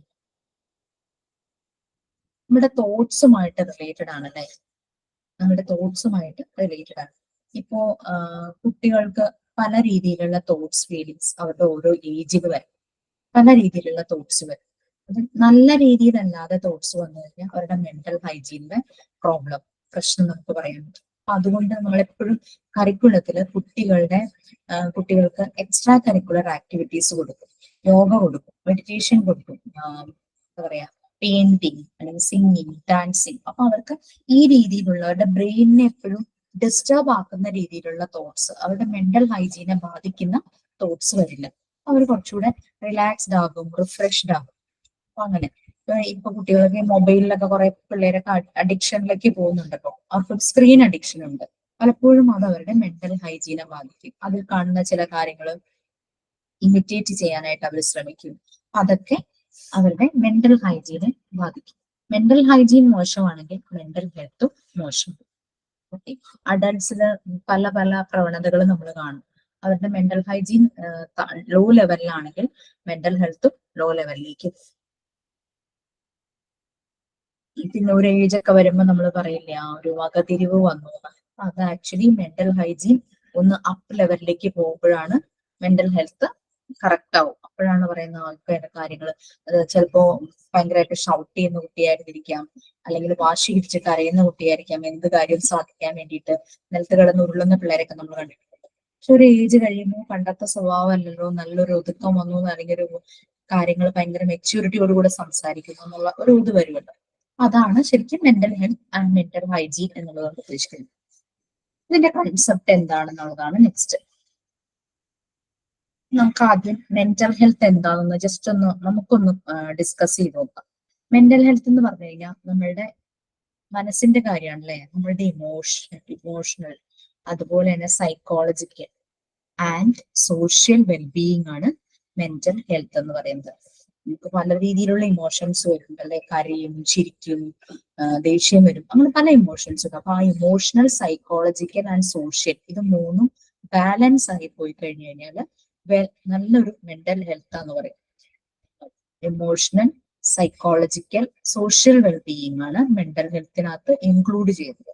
Mental health includes our emotional, psychological and social wellbeing. It affects how we think, നമ്മൾ എങ്ങനെ ചിന്തിക്കുന്നു, ഹൗ വി ഫീൽ, നമ്മൾക്ക് എങ്ങനെ അത് ഫീൽ ചെയ്യുന്നു, ആൻഡ് ആക്ട്. അപ്പൊ നമ്മളുടെ അടുത്ത് വന്ന് ഒരാൾ ഭയങ്കരമായിട്ട് ഷൗട്ട് ചെയ്യുന്നു, അപ്പൊ നമുക്കൊന്ന് വിഷമായി ഷൗട്ട് ചെയ്തപ്പോ നമ്മൾ അതിനെപ്പറ്റി ചിന്തിക്കുന്നു, അല്ലെങ്കിൽ നമ്മൾ അയാളുടെ സ്ഥാനത്ത് നിന്ന് ചിന്തിക്കുന്നു, എന്നിട്ട് നമുക്കതങ്ങനെ ഫീൽ ചെയ്തു, നമുക്ക് വിഷമം വന്നു അല്ലെ, അത് ഫീൽ ചെയ്ത് നമ്മൾ ആലോചിക്കുന്നു അതിനെപ്പറ്റി. തിരിച്ച് നമ്മളുടെ റിയാക്ഷൻ, ആ ഒരു ആക്ഷൻ ആണ്, ഇത് ആണ് മെന്റൽ ഹെൽത്ത് അഫക്ട് ചെയ്യുന്ന കാര്യങ്ങൾ. അപ്പൊ അങ്ങനെ ഒരാൾ ചെയ്തപ്പോൾ നമ്മൾ തിരിച്ച് അയാളോട് അതേ രീതിയിൽ തന്നെ ഷൗട്ട് ചെയ്യുവാണെങ്കിൽ ആകെ ബുദ്ധിമുട്ടാവും, ഭയങ്കരമായിട്ട് മാനസിക ഒരു പ്രശ്നം വരും. അതേസമയം നമ്മൾ തിരിച്ചൊന്നും പറയാതെ വളരെ കാമായിട്ട് അങ്ങനെയൊക്കെ നിൽക്കുവാണെങ്കിൽ ചിലർക്ക് തിരിച്ചു പറഞ്ഞ സമാധാനം കിട്ടും. അങ്ങനെ ഓരോ നമ്മളുടെ ഫീൽ എന്താണ് അത്. It affects how we think, feel and act. അതുപോലെ തന്നെ ഇറ്റ് ഓൾസോ ഹെൽപ്സ്, നമ്മൾ ഓൾറെഡി പറഞ്ഞതാണ്, determine how we handle stress, നമ്മൾ എങ്ങനെ സ്ട്രെസ് ഹാൻഡിൽ ചെയ്യും. ഇതെല്ലാം മെന്റൽ ഹെൽത്തുമായിട്ട് റിലേറ്റഡ് ആണ്. മെന്റൽ ഹെൽത്ത് എന്ന് പറഞ്ഞു കഴിഞ്ഞാൽ emotional, psychological and social wellbeing ആണ്. ഇറ്റ് അഫക്ട്സ്, അതായത് mental health affects how we think, feel and act. ഒരു കാര്യം വരുമ്പോൾ നമ്മൾ അതിനെക്കുറിച്ച് എന്ത് ചിന്തിക്കുന്നു, നമുക്കത് എങ്ങനെ ഫീൽ ചെയ്യുന്നു, അതിന്റെ റിസൾട്ട് ആയിട്ട് നമ്മൾ എങ്ങനെ ആക്ട് ചെയ്യുന്നു, അതെല്ലാം മെന്റൽ ഹെൽത്തിനെ അഫക്ട് ചെയ്യുന്നു. എങ്ങനെയാണ് നമ്മൾ സ്ട്രെസ്സിനെ ഹാൻഡിൽ ചെയ്യുന്നത്? ചില സമയത്ത് നമുക്ക് സ്ട്രെസ് ഹാൻഡിൽ ചെയ്യാനായിട്ട് പറ്റും ഒറ്റയ്ക്കാണെങ്കിൽ, ചില സമയത്ത് നമുക്ക് സ്ട്രെസ് ഹാൻഡിൽ ചെയ്യാൻ പറ്റാതെ വരും. ആ സമയത്ത് നമ്മൾ അതർ മീൻസ് അല്ലെങ്കിൽ നമ്മുടെ വളരെ ക്ലോസ് ആയ ഒരു ഫ്രണ്ടിനോട് നമ്മൾ അതെല്ലാം ഓപ്പൺ ചെയ്യും, അല്ലെങ്കിൽ നമ്മുടെ ലൈഫ് പാർട്ട്ണറോട് ഓപ്പൺ ചെയ്യും, അല്ലെങ്കിൽ നമ്മൾ ചിലപ്പോൾ വേറെ ഏതെങ്കിലും മീൻസ് കാണാം, കുറച്ചു നേരം പാട്ട് കേൾക്കുമോ, കുറച്ചു നേരം നടക്കുമോ, ഇഷ്ടപ്പെട്ട ഒരാളുടെ ഒപ്പം നടക്കുമോ, അങ്ങനെ എന്തെങ്കിലും. അപ്പൊ അങ്ങനെ സ്ട്രെസ് നമുക്ക് എങ്ങനെ മാനേജ് ചെയ്യാൻ പറ്റുന്നു, അതും മെന്റൽ ഹെൽത്തിനെ ഡിപ്പെൻഡ് ചെയ്തിരിക്കും. നമ്മളുടെ ഈ നോട്ട്സിൽ അതില്ല, അതാണ് ഞാൻ 2-3 പ്രാവശ്യം പറയുന്നത് കേട്ടോ. നമുക്ക് വെറും ഒരു റെഫറൻസേ ഉള്ളൂ. പിന്നെ മെന്റൽ ഹെൽത്ത് ഇമ്പോർട്ടന്റ് ആണ്. നമ്മളുടെ ലൈഫിന്റെ ഓരോ സ്റ്റേജിലും മെന്റൽ ഹെൽത്ത് ഇമ്പോർട്ടന്റ് ആണ്. നമ്മളിപ്പോ നമ്മളുടെ ഒരു പർട്ടിക്കുലർ ഏജിലെത്തി, അപ്പൊ നമ്മളുടെ മുന്നിൽ വരുന്ന കൊച്ചു കുട്ടികളുടെ ഡെവലപ്മെന്റ് സ്റ്റേജില് മെന്റൽ ഹെൽത്ത് വളരെ ഇമ്പോർട്ടന്റ് ആണ്. ചൈൽഡ്ഹുഡിൽ നിന്ന് തുടങ്ങി അഡോളസെൻസിലേക്ക്, അങ്ങനെ അഡൾട്ട്ഹുഡിലേക്ക്, അതായത് ബാല്യം, പിന്നെ കൗമാരം, ആ യൗവനം, ആ സ്റ്റേജിലൊക്കെ ഇത് വളരെ ഇമ്പോർട്ടന്റ് ആണ്. ചെറുപ്പത്തിൽ ഒരു മെന്റലി ഒരു ഹേർട്ട് ഉണ്ടായി കഴിഞ്ഞാൽ, ഒരു മുറിവ് ഉണ്ടായി കഴിഞ്ഞാൽ ചിലപ്പോ എത്ര വലുതായാലും അതിനെക്കുറിച്ച് ഇങ്ങനെ പറഞ്ഞ് ഭയങ്കര ടെൻഷൻ അടിക്കുന്ന ആൾക്കാരുണ്ട് അല്ലെ. ശരിക്കും പറഞ്ഞാൽ ബോഡിയും മൈൻഡും സെപ്പറേറ്റ് അല്ല. അതിന് നമുക്ക് നല്ല പ്രൂഫ് ഉണ്ട്. നമ്മൾ പറഞ്ഞു നല്ല ടെൻഷൻ വരുമ്പോൾ നമുക്ക് തലവേദന വരുന്നു. നമ്മളുടെ മെന്റൽ ആക്ഷന്റെ ഒരു റിഫ്ലക്ഷൻസ് വരുന്നത് നമ്മളുടെ ശരീരത്തിലാണ്, ഫിസിക്കൽ ആക്ടിവിറ്റിയിലാണ്. വയറുവേദന വരുന്നു, വോമിറ്റിംഗ് വരുന്നു, ചിലപ്പോൾ തല കറങ്ങുന്നു അല്ലെ. അപ്പൊ ബോഡിയും മൈൻഡും രണ്ടല്ല, സെപ്പറേറ്റ് അല്ല, ഒന്നാണ്. ഡിപ്രഷൻ വരാം വിത്ത് ഹെഡേക്ക്, ഭയങ്കര തളർച്ച, ഡൈജസ്റ്റീവ് പ്രോബ്ലംസ് വരാം, ആങ്സൈറ്റി, പലപ്പോഴും സ്റ്റൊമക്ക് അപ്സെറ്റ് ഉണ്ടാക്കും. പരീക്ഷയുടെ അന്ന് രാവിലെ പലതവണ ടോയ്ലറ്റിൽ കയറി ഇറങ്ങും ചില കുട്ടികൾ അല്ലെ. അപ്പൊ അതുകൊണ്ട് പിന്നെ ഉറക്കമില്ലായ്മ ഉണ്ടാകും, നമ്മൾ ഭയങ്കരമായിട്ട് റെസ്റ്റ്ലെസ് ആയിരിക്കും, ഒട്ടും ഭയങ്കര ഡിസ്റ്റർബ്ഡ് ആയിട്ട് നടക്കും, പിന്നെ കോൺസെൻട്രേഷൻ വളരെ കുറവായിരിക്കും. ഇങ്ങനെയുള്ള ഇഷ്യൂസ് എല്ലാം മെന്റൽ ഹെൽത്ത് ശരിയല്ലെങ്കിൽ നമുക്ക് ഉണ്ടാകും. അപ്പൊ മെന്റൽ ഹെൽത്ത് വളരെ ഇമ്പോർട്ടന്റ് ആണ്. മെന്റൽ ഹെൽത്ത് ഹൈജീനും വളരെ ഇമ്പോർട്ടന്റ് ആണ്. നമ്മൾ പഠിച്ച ഫിസിക്കൽ ഹെൽത്തും ഹൈജീനും ഓർത്തിരിക്കുക. നല്ല ഹെൽത്ത് വേണമെങ്കിൽ നല്ല പോലെ നമ്മൾ ഹൈജീൻ ഫോളോ ചെയ്യണം. അതുപോലെ തന്നെ നമ്മുടെ മനസ്സിന് നല്ല ഹൈജീൻ ഉണ്ടെങ്കിലാണ് നമ്മുടെ മനസ്സിന്റെ ആരോഗ്യം കറക്റ്റ് ആവുള്ളൂ. ബോഡി മൈൻഡും സെപ്പറേറ്റ് യൂണിറ്റ്സ് അല്ല, ഒന്നാണ്. കാരണം അതിന് എക്സാമ്പിൾ എന്ന് പറഞ്ഞു കഴിഞ്ഞാൽ നമുക്ക് ടെൻഷൻ വരുമ്പോൾ തലവേദന വരുന്നു, വയറുവേദന വരുന്നു, വൊമിറ്റിംഗ്, ഉറക്കമില്ലായ്മ, ആകെ പ്രശ്നം, കോൺസെൻട്രേറ്റ് ചെയ്യാൻ പറ്റുന്നില്ല, അങ്ങനെയൊക്കെ ഓരോരോ ഇഷ്യൂസ് ഉണ്ട്. Next the concept of mental hygiene. അടുത്ത നമ്മളുടെ പാരഗ്രാഫിലേക്ക് നോക്കിക്കോളൂ. Mental health is a science. ഇതൊരു സയൻസ് ആണ്, which deals with the process of attaining mental health. Mental health ആണ് കേട്ടോ, മെന്റൽ ഹൈജീൻ ആണ് അവിടെ എഴുതേണ്ടത്. Mental hygiene is a science. Concept of mental hygiene എന്നാണല്ലേ heading. Mental hygiene is a science which deals with the process of attaining mental health. Mental health achieve ചെയ്യാനുള്ള ഒരു science ആണ് mental hygiene എന്ന് പറയുന്നത്. Mental illness ഒന്നും നമുക്ക് ഇല്ലാതിരിക്കണം, എന്നാലാണ് നല്ല മെന്റൽ ഹൈജീൻ ഉണ്ടെന്ന് പറയുള്ളൂ. സോ നമുക്ക് മെന്റലി നമ്മൾ ഹെൽത്തി ആണെന്ന് പറയും.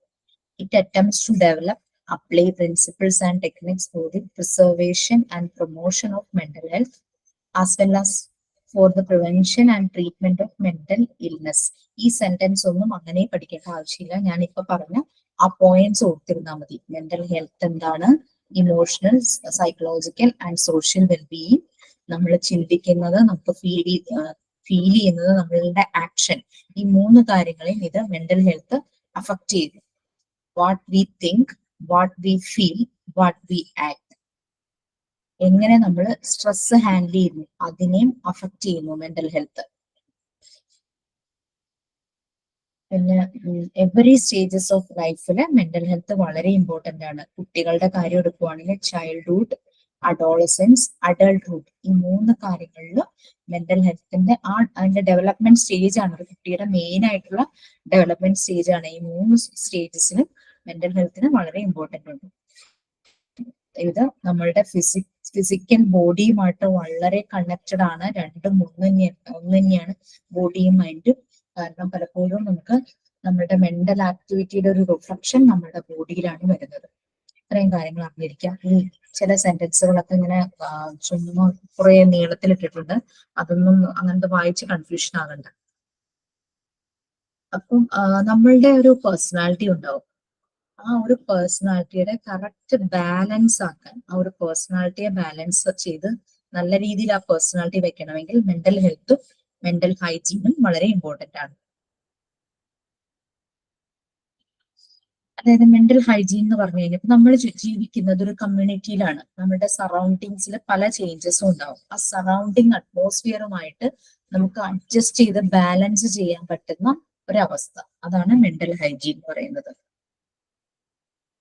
പിന്നെ ഇവിടെ ഒരു സെന്റൻസിൽ അക്കോർഡിംഗ് ടു ക്രോ ആൻഡ് ക്രോ എന്ന് പറയുന്നുണ്ട്. ക്രോ ആൻഡ് ക്രോ എന്ന് പറയുന്നത് രണ്ട് സൈക്കോളജിസ്റ്റുകളാണ്, ലെസ്റ്റർ ഡി ക്രോവും ആലീസ് വി ക്രോ. അങ്ങനെ ഇവര് ഓതേഴ്സ് ആണ്. സൈക്കോളജിയിലെ കുറെ ബുക്സ് എല്ലാം ഇവര് രണ്ടുപേരും കൂടി എഴുതിയിട്ടുണ്ട്. അതാണ് ക്രോ ആൻഡ് ക്രോ. അവർ ഓരോ ഡെഫിനേഷൻ കൊടുത്തിട്ടുണ്ട്. മെന്റൽ ഹൈജീൻ കൊടുത്തിരിക്കുന്ന ഡെഫിനേഷൻ ആണ് ഇറ്റ് ഈസ് എ സയൻസ്. ആ പാരഗ്രാഫിലെ ലാസ്റ്റ് സെന്റൻസ് കേട്ടോ. According to Crow and Crow, mental hygiene is a science that deals with human welfare and pervades. Pervades പറഞ്ഞാൽ സ്പ്രെഡ് ചെയ്യുന്നു all fields of human relationship. അപ്പൊ mental hygiene എന്ന് പറയുന്നത് അവരുടെ അഭിപ്രായത്തിൽ അവർ ഇതിനൊരു മെന്റൽ ഹൈജീന് കൊടുത്തൊരു ഡെഫിനേഷൻ ആണ്. It is a science. അതൊരു സയൻസ് ആണ്. ഡീൽ ചെയ്യുന്നത്, ആ സയൻസ് ഡീൽ ചെയ്യുന്നത് ഹ്യൂമൻ വെൽഫെയർ, ആളുകളുടെ നല്ല ഇതിന് വേണ്ടിയിട്ടും സുഖത്തിന് വേണ്ടിയിട്ടും. ഡീൽസ് വിത്ത് ഹ്യൂമൻ വെൽഫെയർ, അത് എല്ലാ ഹ്യൂമൻ റിലേഷൻഷിപ്പിലേക്കും അതിനെ സ്പ്രെഡ് ചെയ്യുകയും ചെയ്യും. പെർവേർഡ്സ് എന്ന് പറഞ്ഞു കഴിഞ്ഞാൽ സ്പ്രെഡ് ചെയ്യുന്നു, spreads all fields of human relationship. അച്ഛനും മക്കളും അല്ലെങ്കിൽ ഭാര്യയും ഭർത്താവും, ചേട്ടനും ചേച്ചി, സിബ്ലിങ്സ് തമ്മിലുള്ളത്, ഗ്രാൻഡ് പാരന്റ്സ് തമ്മിലുള്ളത്, ഫ്രണ്ട്സ് തമ്മിൽ, അങ്ങനെ എല്ലാ ഫീൽഡിലുള്ള ഹ്യൂമൻ റിലേഷൻഷിപ്പിലേക്ക് ഇത് സ്പ്രെഡ് ചെയ്യുന്നു. എല്ലാവരുമായിട്ടുള്ള റിലേഷൻഷിപ്പും അതിന്റെ വെൽഫെയറും, അതാണ് മെന്റൽ ഹൈജീൻ എന്നുള്ളതുകൊണ്ട് പ്രോ ആൻഡ് പ്രോ പറയുന്നത്. ഓക്കെ, ഇനി മെന്റൽ ഹൈജീന്റെ aims and objectives. Aims and objectives എനിക്ക് എന്റെ മുമ്പിൽ വന്ന ഒരു കുട്ടിയുടെ കാര്യമാണ്, പേരൊന്നും വെളിപ്പെടുത്തില്ല. ഭയങ്കര ഗിൽറ്റി ഫീലിങ്ങോട് കൂടെ വന്നതാ. 18+ഓ 22+, അത്രയും കണ്ട ഏജ് ഉണ്ട്. പറയുന്നത് എന്താന്ന് വെച്ച് കഴിഞ്ഞാല് അവനുള്ള ആ ഒരു ഏജിൽ, ആ ഒരു കൗമാര കാലഘട്ടമാണല്ലോ, ആ ഒരു ഏജിൽ ചില ഫീലിങ്സ് വന്നു. അപ്പൊ ആ ഫീലിങ്സ് സ്ത്രീകളോടുള്ള ഒരു അടുപ്പം, അത് പക്ഷെ അവന് ആ ഫീലിങ്സോട് കൂടിയിട്ട് അവൻ ചില കാര്യങ്ങളെല്ലാം ചെയ്യാൻ തുടങ്ങി. അപ്പൊ അങ്ങനെ ഫീലിംഗ് വരുമ്പോൾ അവന്റെ മനസ്സിൽ വരുന്നത് സ്വന്തം അമ്മയുടെ ചേച്ചിയാണ്, വല്യമ്മയാണ്. അത് വേണ്ടാന്ന് വിചാരിച്ചിട്ടും വല്യമ്മയുടെ ഫേസ് ഇങ്ങനെ മനസ്സിലേക്ക് വരാം. കരഞ്ഞുകൊണ്ട് വന്ന ഒരു ആളാണ്. ശരിക്കും പറഞ്ഞു കഴിഞ്ഞാൽ ആ കുട്ടിയുടെ കാര്യം പറഞ്ഞു കഴിഞ്ഞാൽ അവന്റെ മെന്റൽ ഹൈജീൻ വളരെ ലോ ആണ്. അവൻ ചിന്തിക്കാൻ പാടില്ലാത്ത ഒരു വ്യക്തിയെ കുറിച്ച് ചിന്തിച്ചിട്ടാണ് ആ ഒരു ഫീലിങ്സ് ഒക്കെ അവന് വന്നത്. അപ്പൊ അവന്റെ മെന്റൽ ഹെൽത്ത് ലോ ആയിട്ട് അതിൽ നിന്നും, അപ്പൊ നമ്മളുടെ ഒരു എയിം എന്ന് പറഞ്ഞു കഴിഞ്ഞാൽ അതിൽ നിന്നും അവരെ പുറത്തേക്ക് കൊണ്ടുവരിക, അവരുടെ മെന്റൽ ഹൈജീൻ ബാലൻസ് ആക്കുക, മെന്റൽ ഹെൽത്ത് അതുവഴി പ്രോപ്പർ ആക്കുക. കുറച്ച് ടൈം എടുക്കേണ്ട വന്നു അത് ശരിയാകാനായിട്ട്. മെന്റൽ ഹൈജീന്റെ എയിംസും ഒബ്ജക്റ്റീവ്സും, അതാണ് next.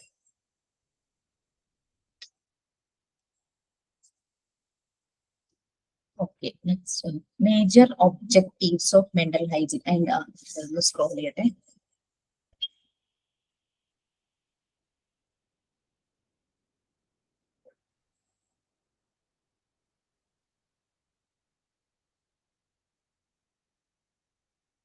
Aims and objectives of mental hygiene.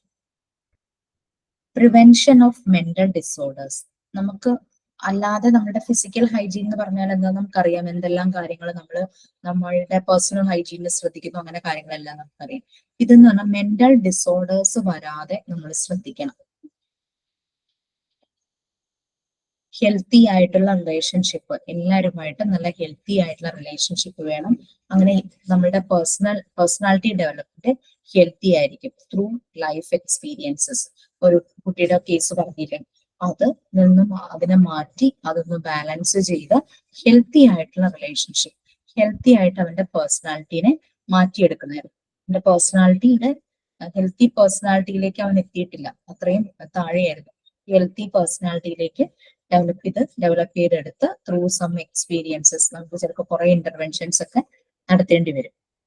റിലേഷൻഷിപ്പിനെ മനസ്സിലാക്കുക, മെന്റൽ ഡിസോർഡേഴ്സ് അത് പ്രിവെന്റ് ചെയ്യുക, റിലേഷൻഷിപ്പ് നല്ലപോലെ മനസ്സിലാക്കുക, പേഴ്സണാലിറ്റി നല്ല ഹെൽത്തി ആയിട്ട് ഡെവലപ്പ് ചെയ്യുക. ഇതാണ് മെന്റൽ ഹൈജീന്റെ എയിംസിൽ ഒരെണ്ണം.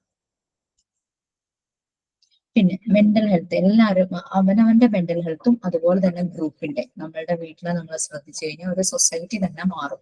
നമ്മൾ ഹാൻഡിൽ ചെയ്യുന്ന കുട്ടികളുടെ മെന്റൽ ഹെൽത്ത് ശ്രദ്ധിച്ചു കഴിഞ്ഞു കഴിഞ്ഞാൽ അത് ആ അവരുടെ ലൈഫിലും ആ ഒരു വ്യത്യാസം വരും. Care of the mental health of the individual, ഓരോരുത്തരുടെയും മെന്റൽ ഹെൽത്ത് കെയർ ചെയ്യാം, അതുപോലെ തന്നെ ഗ്രൂപ്പിന്റെയും മെന്റൽ ഹെൽത്ത് എപ്പോഴും നല്ല രീതിയിൽ മെയിൻറ്റെയിൻ ചെയ്ത് വയ്ക്കാം. The discovery and application of medicinal measures to cure mental ailment. ഇനി ചില കേസസ് നമ്മൾ സംസാരിച്ചാൽ നമുക്ക് ശരിയാക്കി മെന്റൽ ഹെൽത്തും മെന്റൽ ഹൈജീനും നമുക്ക് പ്രോപ്പർ ആക്കാനായിട്ട് പറ്റും. പക്ഷെ ചിലത് ഡിസോർഡേഴ്സ് ചിലപ്പോൾ ഒരു സർട്ടൻ ലെവലിലേക്കൊക്കെ എക്സ്റ്റെൻഡ് ചെയ്തിട്ടുണ്ടായിരിക്കും ഈ മെന്റൽ ഡിസോർഡർ. അപ്പൊ അങ്ങനെ വരുമ്പോൾ അത് പ്രോപ്പർ ആയിട്ട് അതിന് മെഡിസിൻസ് ചിലപ്പോൾ എടുക്കേണ്ടതായിട്ട് വരും അത് ക്യൂർ ചെയ്യാനായിട്ട്. പിന്നെ ഡെയിലി നമുക്ക് ചില ആക്ടിവിറ്റീസ് ചെയ്യാം നമ്മുടെ മെന്റൽ ഹെൽത്ത് മെയിൻറ്റെയിൻ ചെയ്യാനായിട്ട്. ലൈക്ക് യോഗ, മെഡിറ്റേഷൻ, നമുക്ക് ഇഷ്ടമുള്ളവരോട് സംസാരിക്കാം, ഇഷ്ടമുള്ള കാര്യങ്ങളൊക്കെ നമുക്ക് എഴുതി വെക്കാം, പാട്ട് കേൾക്കാം. അങ്ങനെ നമ്മളുടെ മെന്റൽ ഹെൽത്തിനെ സപ്പോർട്ട് ചെയ്യുന്നു. ഫിസിക്കൽ ഹെൽത്തിന് വേണ്ടിയിട്ട് നമ്മൾ എക്സസൈസും വർക്കൗട്ടും എല്ലാം ചെയ്യുമല്ലോ, അതുപോലെ തന്നെ മെന്റൽ ഹെൽത്തിന് വേണ്ടിയിട്ട് നിങ്ങൾ ടൈം കണ്ടെത്തണം. ഡെയിലി എന്തെങ്കിലും ആക്ടിവിറ്റീസ് ചെയ്യാം, എല്ലാവരുമായിട്ട് ചേർന്നിട്ട് ഒരു മൂവി കാണും, ചെറിയൊരു പിക്നിക് പോകും, അങ്ങനെയുള്ള കാര്യങ്ങളെല്ലാം ചെയ്യാം. ഓക്കെ, ഇതാണ് മെന്റൽ ഹൈജീൻ അല്ലെങ്കിൽ മെന്റൽ ഹെൽത്ത്. രണ്ടും കൂടി തമ്മിലുള്ള കണക്ഷൻ നമ്മൾ പറഞ്ഞു. നല്ല മെന്റൽ ഹൈജീൻ ഉണ്ടെങ്കിലാണ് നല്ലപോലെ മെന്റൽ ഹെൽത്ത് ഉണ്ടാവുള്ളൂ. അത് നല്ല ബാലൻസ് ചെയ്ത് പോകണം.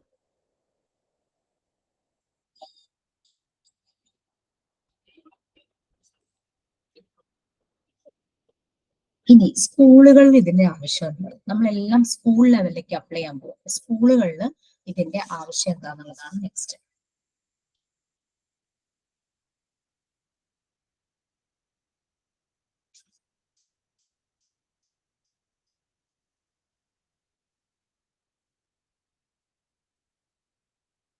അതൊരു പാരഗ്രാഫ് ഉണ്ട്, നിങ്ങളൊന്ന് മെഡിറ്റേഷൻ പോലെ ഒന്ന് വായിച്ച് എന്തെങ്കിലും റിലേറ്റ് ചെയ്യാൻ പറ്റുന്നുണ്ടോ?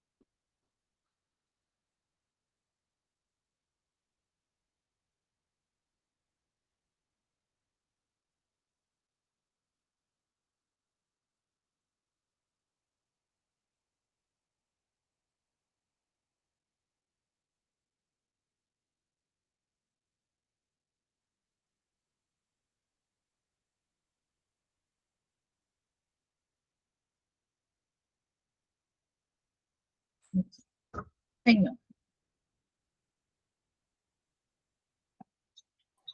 മിസ്, ഈ മാൽ അഡ്ജസ്റ്റ്മെന്റ് എന്ന് പറഞ്ഞാൽ എന്താ? അഡ്ജസ്റ്റ്മെന്റ് എന്ന് പറഞ്ഞു കഴിഞ്ഞാൽ ഇമോഷണൽ ഇൻസ്റ്റെബിലിറ്റി.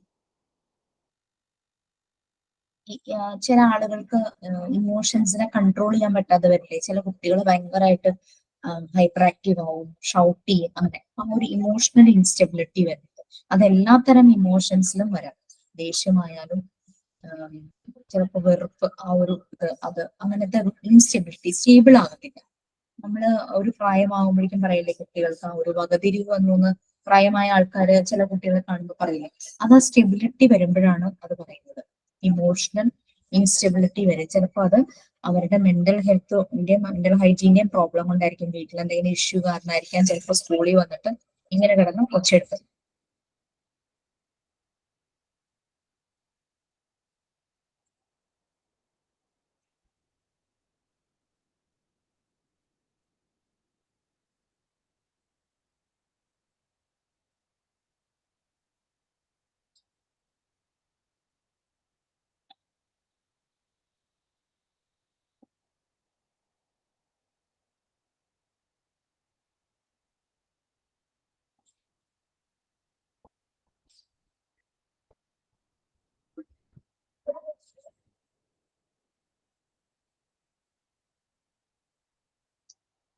ഓക്കെ, കഴിഞ്ഞു. നമ്മള് കുറെ major incidence of extensive social problems like indiscipline, അച്ചടക്കമില്ലായ്മ, പിന്നെ ഡിലിൻക്വന്റ്, ഗിൽറ്റി, ഒരു ഗിൽറ്റി ഫീലിംഗ്, അങ്ങനെയുള്ള ബിഹേവിയർ. ട്രുവൻസി എന്ന് പറഞ്ഞു കഴിഞ്ഞാൽ ഫെയിലിയർ ടു ആക്സെപ്റ്റ്, അംഗീകരിക്കാനുള്ള ആ ഒരു ഫെയിലിയർ ആയിട്ടുള്ള എല്ലാ നെഗറ്റീവ്സും. സൂയിസൈഡ് ടെൻഡൻസി, അച്ചീവ്മെന്റ് ഇല്ലാതിരിക്കുക, അണ്ടർ അച്ചീവ്മെന്റ്, സ്കൂളിൽ നിന്ന് ഓടിപ്പോവുക, അങ്ങനെ കുറെ കേസസ് നമ്മൾ കുട്ടികളിൽ കാണാറുണ്ടല്ലേ.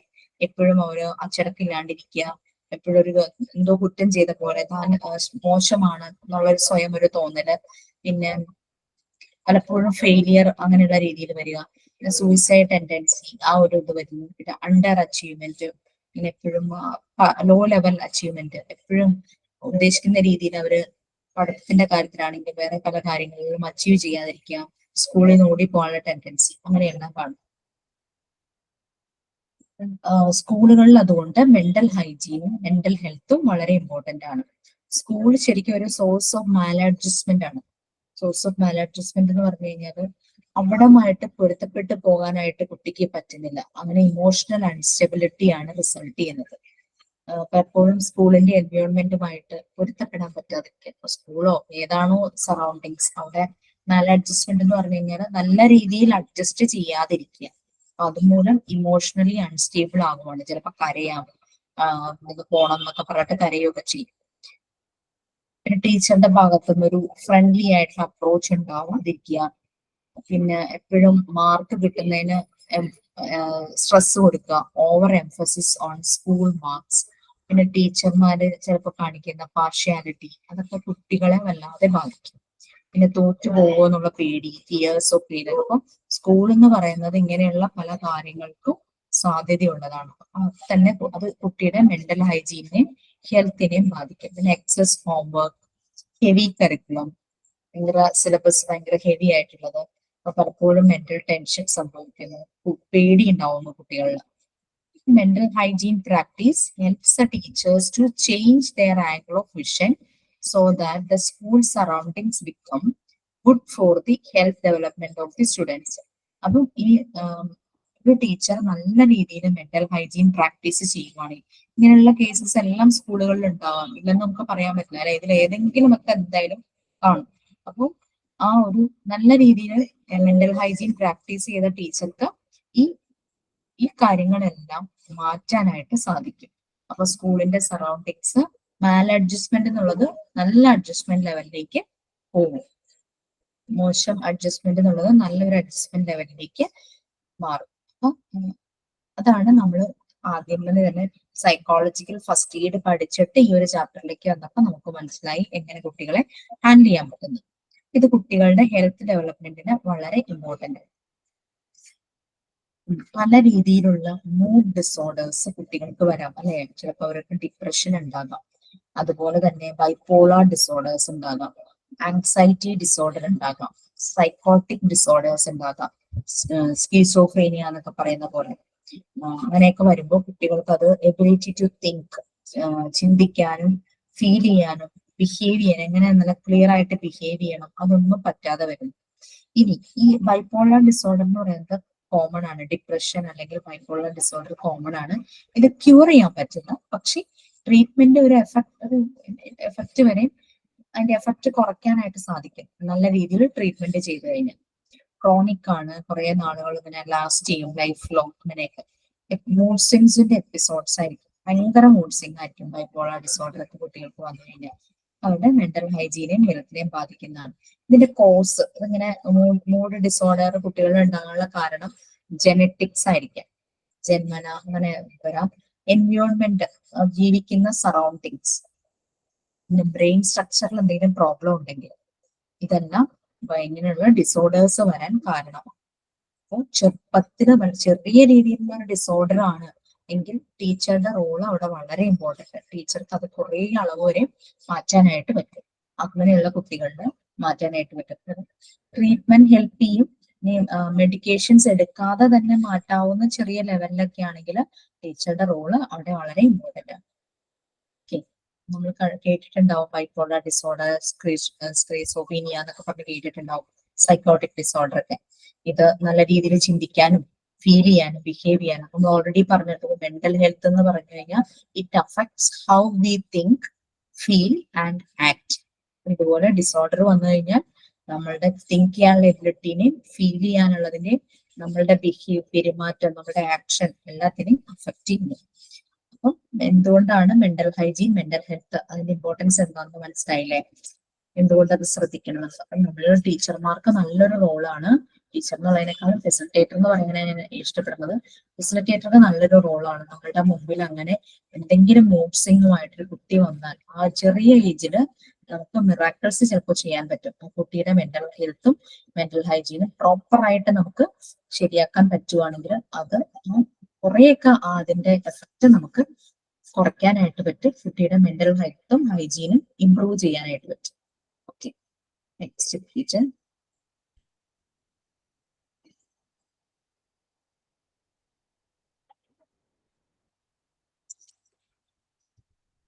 വീണ്ടും സെയിം കാര്യങ്ങളൊക്കെ തന്നെയാണ് പറയുന്നത്.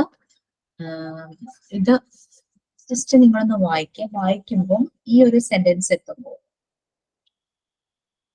According to Cutts and Moseley എന്ന് കാണാം. ഇത് 2 ഓതേഴ്സ് ആണ്. സൈക്കോളജിയിൽ ബുക്സ് എല്ലാം പ്രിപ്പയർ ചെയ്യുന്ന 2 ഓതേഴ്സ് ആണ്. കട്ട്സ് ആൻഡ് മോസ്ലി പേരാണ് അവരുടെ.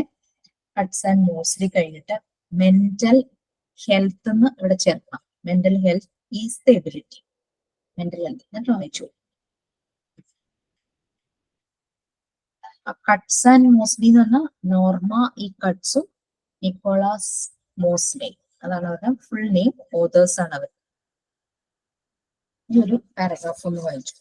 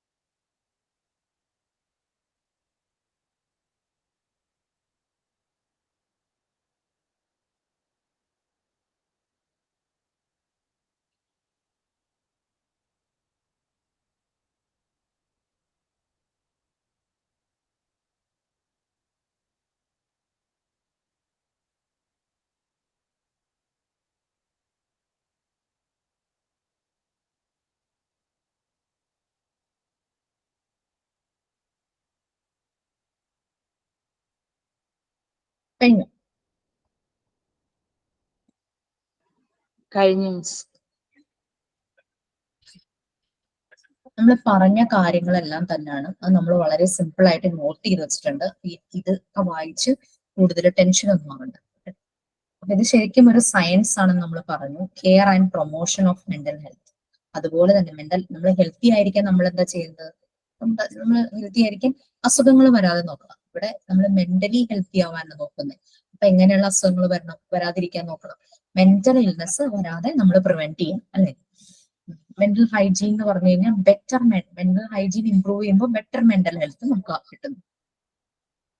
Continuous adjustment to the environment ആണ്. ഓരോ ഇൻഡിവിജ്വലും അവരുടെ എൻവയോൺമെന്റുമായിട്ട് അഡ്ജസ്റ്റഡ് ആകും. ഓക്കെ, സ്കൂളിലെ കാര്യം നമ്മൾ പറഞ്ഞു. കുട്ടി ആദ്യമായിട്ട് ആ സ്കൂളിൽ ചേരാൻ പറ്റും. കുട്ടിക്കെല്ലാം ഭയങ്കര എന്താ പറയാ അപരിചിതമായിട്ട് തോന്നും. പുതിയ പുതിയ കാര്യങ്ങളായിട്ട് തോന്നും. പുതിയൊരു ടീച്ചറെ കാണുന്നു, ടീച്ചർ ചിലപ്പോൾ പേടിയായിരിക്കും ചില കുട്ടികൾക്ക് ആദ്യമായിട്ട് കാണുമ്പോൾ, അങ്ങനെയൊക്കെ ഓരോരോ ഫീൽ വരും. അപ്പൊ ആ ഒരു എൻവയോൺമെന്റായിട്ട് പോസിറ്റീവായിട്ട് അഡ്ജസ്റ്റ് ചെയ്യുന്നത്, അല്ലാതെ സഹിച്ചുള്ള അഡ്ജസ്റ്റ്മെന്റ് അല്ല ശരിക്കും. അവിടെ ഒരു പോസിറ്റീവ് അഡ്ജസ്റ്റ്മെന്റ് തന്നെ നമ്മൾ ചേർക്കുവാണെങ്കിൽ നല്ലതാണ്. പോസിറ്റീവായിട്ട് നമ്മൾ അഡ്ജസ്റ്റ് ചെയ്യണം. ഹെൽത്തി ആയിട്ടും healthy personal and social adjustment. According to Cutts and Moseley, Norma E കട്ട്സും നിക്കോളാസ് മോസ്ലി രണ്ട് സൈക്കോളജിക്കൽ ഓതേഴ്സ് ആണ്. അവർ പറയുന്നത് മെന്റൽ ഹെൽത്ത്, ഞങ്ങളുടെ ഹെൽത്ത് എന്നും കൂടെ ചേർക്കാൻ പറഞ്ഞിരുന്നു. Mental health is the ability to adjust satisfactory. നമ്മൾ സന്തോഷമായിട്ട് നമ്മളുടെ ചുറ്റുമുള്ള എൻവയോൺമെന്റുമായിട്ട് അഡ്ജസ്റ്റ് ആണ്, അല്ലാണ്ട് ആരെങ്കിലും പറഞ്ഞ് ഫോഴ്സ് ചെയ്തുള്ള അഡ്ജസ്റ്റ്മെന്റ് ആകരുത്. സാറ്റിസ്ഫാക്ടറി നമ്മൾ ആ എൻവയോൺമെന്റുമായിട്ട് അഡ്ജസ്റ്റഡ് ആകുന്നു, അതാണ് മെന്റൽ ഹെൽത്ത് എന്നുകൊണ്ട് ഉദ്ദേശിക്കുന്നത്. അങ്ങനെ നമുക്ക് വരുന്നു. പിന്നെ mental hygiene is the means we take to assure this adjustment. നമ്മൾ അതിനു വേണ്ടി എടുക്കുന്ന മാർഗങ്ങളാണ്. അങ്ങനെ നമ്മൾ പോസിറ്റീവായിട്ട് സന്തോഷമായിട്ട് നമ്മളുടെ എൻവയോൺമെന്റുമായിട്ട് അഡ്ജസ്റ്റ് ചെയ്യുന്നതാണ് മെന്റൽ ഹെൽത്ത്. അങ്ങനെ ചെയ്യാൻ വേണ്ടി നമ്മൾ എടുക്കുന്ന മീൻസ്, മെത്തേഡ്സ് ആണ് മെന്റൽ ഹൈജീൻ എന്ന് പറയുന്നത്. ക്ലിയർ ആയോ? നമ്മൾ നമ്മളുടെ എൻവയോൺമെന്റുമായിട്ട് സാറ്റിസ്ഫാക്ടറി, ഹാപ്പി ആയിട്ട്, പോസിറ്റീവായിട്ട് അഡ്ജസ്റ്റ് ചെയ്യുന്നതാണ് മെന്റൽ ഹെൽത്ത് എന്ന് പറയുന്നത്. അങ്ങനെയുള്ള അഡ്ജസ്റ്റ്മെന്റിന് നമ്മൾ എന്തെല്ലാം മീൻസ്, മാർഗങ്ങൾ, മെത്തേഡ്സ് നമ്മൾ അഡാപ്റ്റ് ചെയ്യുന്നു, അതാണ് mental hygiene. In short, mental hygiene is the means we take to assure this adjustment. അതായത് ഇതിനു വേണ്ടി നമ്മൾ എടുക്കുന്ന മാർഗങ്ങളാണ് മെന്റൽ ഹൈജീൻ, ഈ ഒരു അഡ്ജസ്റ്റ്മെന്റിന് വേണ്ടിയിട്ട്. നമ്മൾ കുറെ മാർഗങ്ങൾ എടുക്കുന്നു, അത് ഈ ഒരു അഡ്ജസ്റ്റ്മെന്റിന് വേണ്ടിയിട്ട് കുറെ മാർഗങ്ങൾ കണ്ടെത്തുന്നു, അതാണ് മെന്റൽ ഹൈജീൻ. അങ്ങനെ മാർഗങ്ങൾ കണ്ടെത്തുന്നു ഈ അഡ്ജസ്റ്റ്മെന്റിന് വേണ്ടിയിട്ട്. അങ്ങനെ എൻഡ് റിസൾട്ട് എന്താണ്? നമ്മൾ ഭയങ്കര സാറ്റിസ്ഫൈഡ് ആകുന്നു. ദാറ്റ് മീൻസ് നമ്മളുടെ മെന്റൽ ഹെൽത്ത് നല്ല ഇംപ്രൂവ് ആവുന്നു. അപ്പൊ മീൻസ് എന്ന് പറയുന്നത് മെന്റൽ ഹൈജീനും എൻസ് എന്ന് പറയുന്നത് മെന്റൽ ഹെൽത്തും. ഈ മാർഗങ്ങൾ എടുത്ത് നമ്മൾ എത്തിച്ചേരുന്നത് ഒരു positive mental ഹെൽത്തിലേക്കാണ്.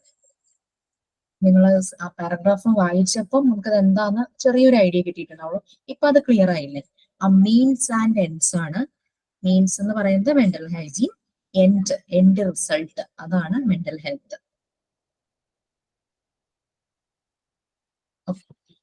Mental hygiene is a means to make people conscious of mental health. It provides means and measures to attain mental health. Mental health കിട്ടാനുള്ള മീൻസും മെഷേഴ്സുമാണ് മെന്റൽ ഹെൽത്ത് ഹൈജീൻ എന്ന് പറയുന്നത്. ഇത് ക്ലിയർ ആയിരുന്നു, ഓൾമോസ്റ്റ് അത് ക്ലിയർ ആയല്ലേ?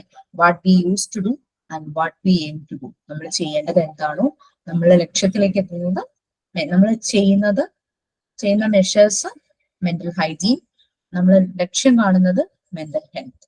What we use to do, what we aim to do. വേണമെങ്കിൽ ആ സെന്റൻസ് ചെയ്ത് വെച്ചോ, ഞാനത് എഴുതി വെച്ചിട്ടുണ്ട്.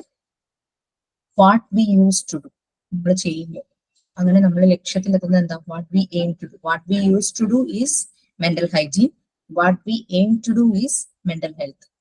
നമ്മൾ ചെയ്യുന്ന കാര്യങ്ങൾ മെന്റൽ ഹൈജീൻ റിലേറ്റഡ് കാര്യങ്ങളാണ്. നമ്മൾ ലക്ഷ്യത്തിലെത്തുന്നത് മെന്റൽ ഹെൽത്ത് ആണ്. What we use to do and what we aim to do. Means mental health, mental hygiene, ends mental health. ആ ഒരു പാരഗ്രാഫില് രണ്ട് ഓതേഴ്സ് വരുന്നുണ്ട്. നോർമ ഇ കട്ട്സ്, അവിടെ കട്ട്സ് ആൻഡ് മോസ്ലി എന്ന് മാത്രം അവരുടെ സർനെയിമേ വന്നിട്ടുള്ളൂ. നോർമ ഇ കട്ട്സും ഇ കട്ട്സ്, നിക്കോളാസ് മോസ്ലി. അവരുടെ അഭിപ്രായം അനുസരിച്ച് നമ്മൾ മെന്റൽ ഹെൽത്തിനെയും മെന്റൽ ഹൈജീനെയും പറഞ്ഞതാണ് മീൻസ് ആൻഡ് എൻഡ്സ്. ഓക്കെ, ഇനി അടുത്തത് നെക്സ്റ്റ് ക്ലാസ്സിൽ എടുത്താൽ മതിയോ? ഓക്കെ അല്ലേ? ചെറിയ disturbance. Okay, then bye. Thank you, Miss. Thank you, Miss. Okay, bye.